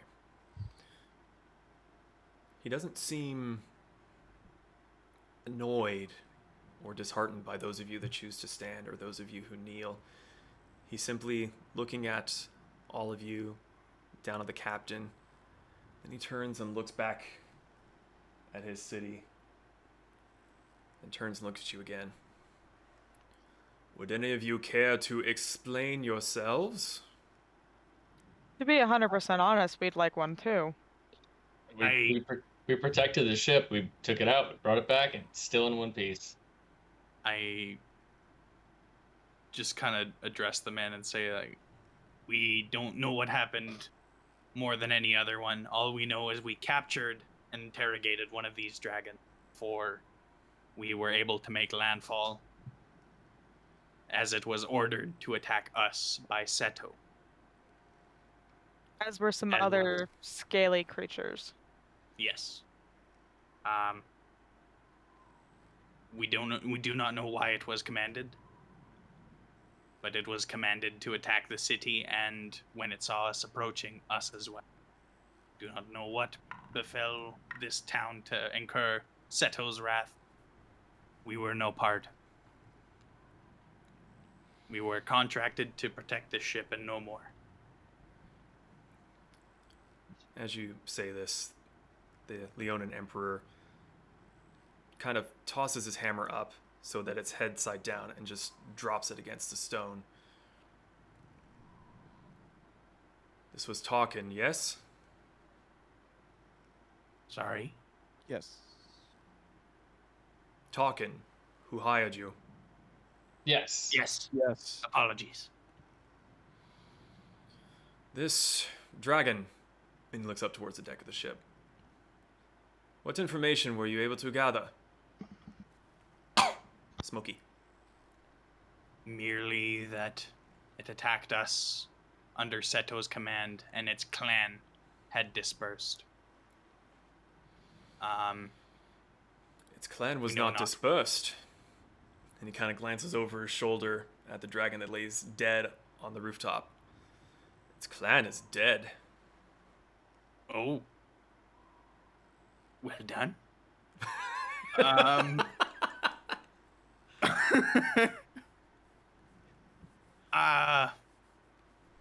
Yeah. We do not know why this occurred. We were simply told that Seto commanded it, and we're not told why. Does Apologies that I could have no more information. It seems I have many more questions to ask. I kind of pipe up and since I know he is, I address him appropriately. I don't know if it's a Your Highness or whatever. But ask him if there was any attacks from the sea at the same time. Not that we are aware. It was just the dragons. We saw something else in the ocean as well. 2 or 3 large shadowy figures in the water were splashing above occasionally. We're not sure what it was. Very dark figure trying to attack the ship. We were invaded by merfolk as well. I don't know what else to call them but merfolk. We killed a fair few before returning to... This is none too surprising. If Seta was angered, it only serves to reason that she would send all of her subjects after whatever displeases her. It seems you were lucky to survive. He's looking at Gregor, and he kind of narrows his eyes at you.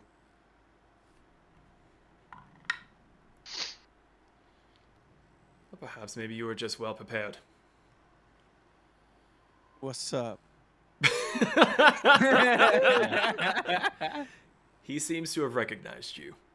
And as you say that, he actually gives you a little dip of his head. As do I.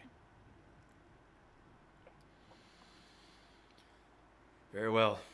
May I ask something, larger cousin? Do you know anything of the artificer who helped build this ship? I am stuck on this and I will never let it go. I want that door. And he looks down at you, and then he looks at the captain with a raised brow. I do not. I was moderately aware of this endeavor. I was kept largely in secret of it. And believe you me, I will be having words with Tarquin soon. In fact, and he looks over his shoulder, Centurion, bring Tarquin to the palace, would you? Can we get Just- paid first? Yeah, Just to- can I come with you? He owes us as well. Yeah. Yeah. He owes Yes. all of us. Yes. Fair. Just bit out of curiosity, however, if you were to, say, command the captain to open a particular door, he would have to do that, correct? The captain then pipes up. Actually, I was only hired to sail the ship. I was not involved in the construction. I don't even know how to get into that room myself. I couldn't get in if I wanted to. Would Tarquin? That is something you would have to bring up with him. He's not there yet.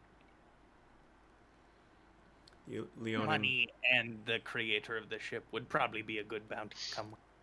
he looks at all of you, gives a solid chuckle, looks at the Centurion, at the rest of you. Follow him. You will Thank be you, paid. sir. So long as no one stops him, he will pick up his hammer, begin walking off, and the rest of his legion follows after. There's like 300 people after him. Bye, Dad. Yeah, right. So, you all follow after the Centurion? Question: Are we going by the adult dragon? No, the adult dragon is on a building way the fuck up there. Okay. So, you follow after? Yeah, we follow after the Centurion, for sure. Yeah. Or I do, at least. Okay. I go as well, yeah. So the Centurion walks along, and as they're passing, he hails a passing patrol, and he motions at them. Most of you here would recognize the Romanan language, but I don't believe any of you speak it. But he is suddenly flanked by 12 others, and just beelining down the wharf, and eventually you get to Tarquin's odd little office that looks like the rear of a ship, and he pounds on the door frame. Eventually Tarquin waddles out. Ah, you made it back in one piece. Well done. Oh shit. Centurion looks at him, raises an eyebrow, and nods. You'll have to come with me, sir. Yep, let me get me things. He wanders on back inside. I'm gonna follow him. Okay. Yeah, I think I go with her. Okay. You all follow after Tarquin inside his little office thingy? Yes. Okay. Sure. So he is inside, and he seems to be gathering up some books and some scrolls, and is putting them in a pouch, and he sees you all. What? We demand payment. We'd like to get paid. Job well done. Oh, key to the yes, door. yes. Sorry. Dragon attacks. Centurion at my door. Give us a mo. True, it's true. How do you know What do you... of the dragon attack Well, he's in on the the village. ship? Well, The ship? he didn't. I was talking about that one! Fair He points enough. out his window Let's at the go. dead dragon on the back of the... giant dragon sitting outside. And you can actually Sorry. see from this angle, there's actually another one that seems to have gone into a building.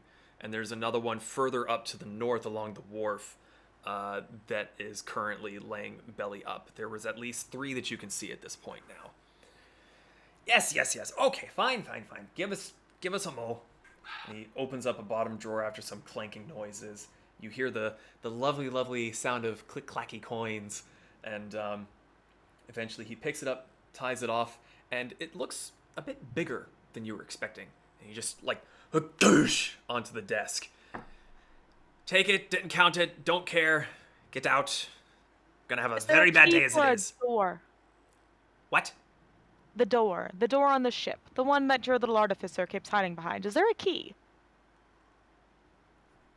I don't have a key. I didn't build the damn thing. Damn it. Out of my way. I gotta go talk to the Emperor, it seems. He starts shoving his way past you with his satchel of books and scrolls over his shoulder. I also want to grab his arm. What? I said, don't mock the Emperor, and I push him out the door. Actually, I'm gonna take this opportunity maybe to lean in, like maybe help him because he just got like kind of messed with, and lean in and ask him if he like whisper, be like, "Do you need help with the Centurion? Because like, if you got more money." What? No. He kind of looks out the door. Yeah. Okay, no, just checking. Appreciate it, though. Then, so long as no one else stops him, he's gonna waddle on out, and you hear him go, "All right, step to it, men. Let's go." Okay, I continue to follow. Actually, I'm paid, but I'm still interested. So I'm gonna, if the Emperor will have me, I'll be there. I've got to dip out. So I was gonna say, let's go. as you go to try and follow him, one of the guards notices you, and he holds up a hand and shakes his head. So, with that, unless there's anything else anyone would like to do, you all have gotten paid. I'm already counting the money. So, then the last thing I will ask is, do you, as your characters, have any plans after this adventure has happened? Do you think that you Good would long go... sleep. Just go to sleep? A good long sleep. And the nearest tavern that was still taking people. I'm sure after a day like this that many taverns would probably be open to welcome weary weary people. I just turned to Gregor and asked him if he's open to chipping in on some opportunities that might have arisen during all this. Yes. Okay. Gunther, are you able to help me with something very quickly? As long as it doesn't take too long. I have longing for the shores of Volsung. Won't take more than an hour. Then I am yours. So I'm gonna have Gunther come with me. That's what I said. I'm Have selling Gunther it, come with actually, me so- and take a scale from each of the dragons that were littered amongst the city. I'm going to put them in a bag and bury them all together with all their scales in the bag and bury them somewhere right outside the town limit. So that way the whole clan is together. Aw.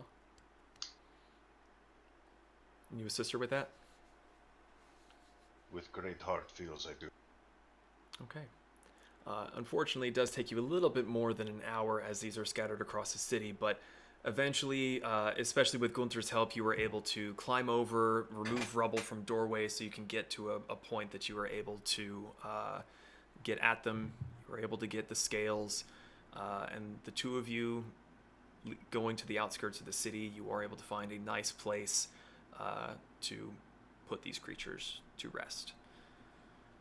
So, with that all being said, thank you all so much for joining us on this two-part mini-series. These characters will forever be within the world of Archeron. We may see them come back, and I will be touching base with everyone that is interested in coming back to see where your characters intend to go, but I do know that some people need to get off to bed for other commitments. So, again, thank you so much for joining us. We will see you next time. Have a good night, everybody. Love y'all. Hey guys, night. Boy.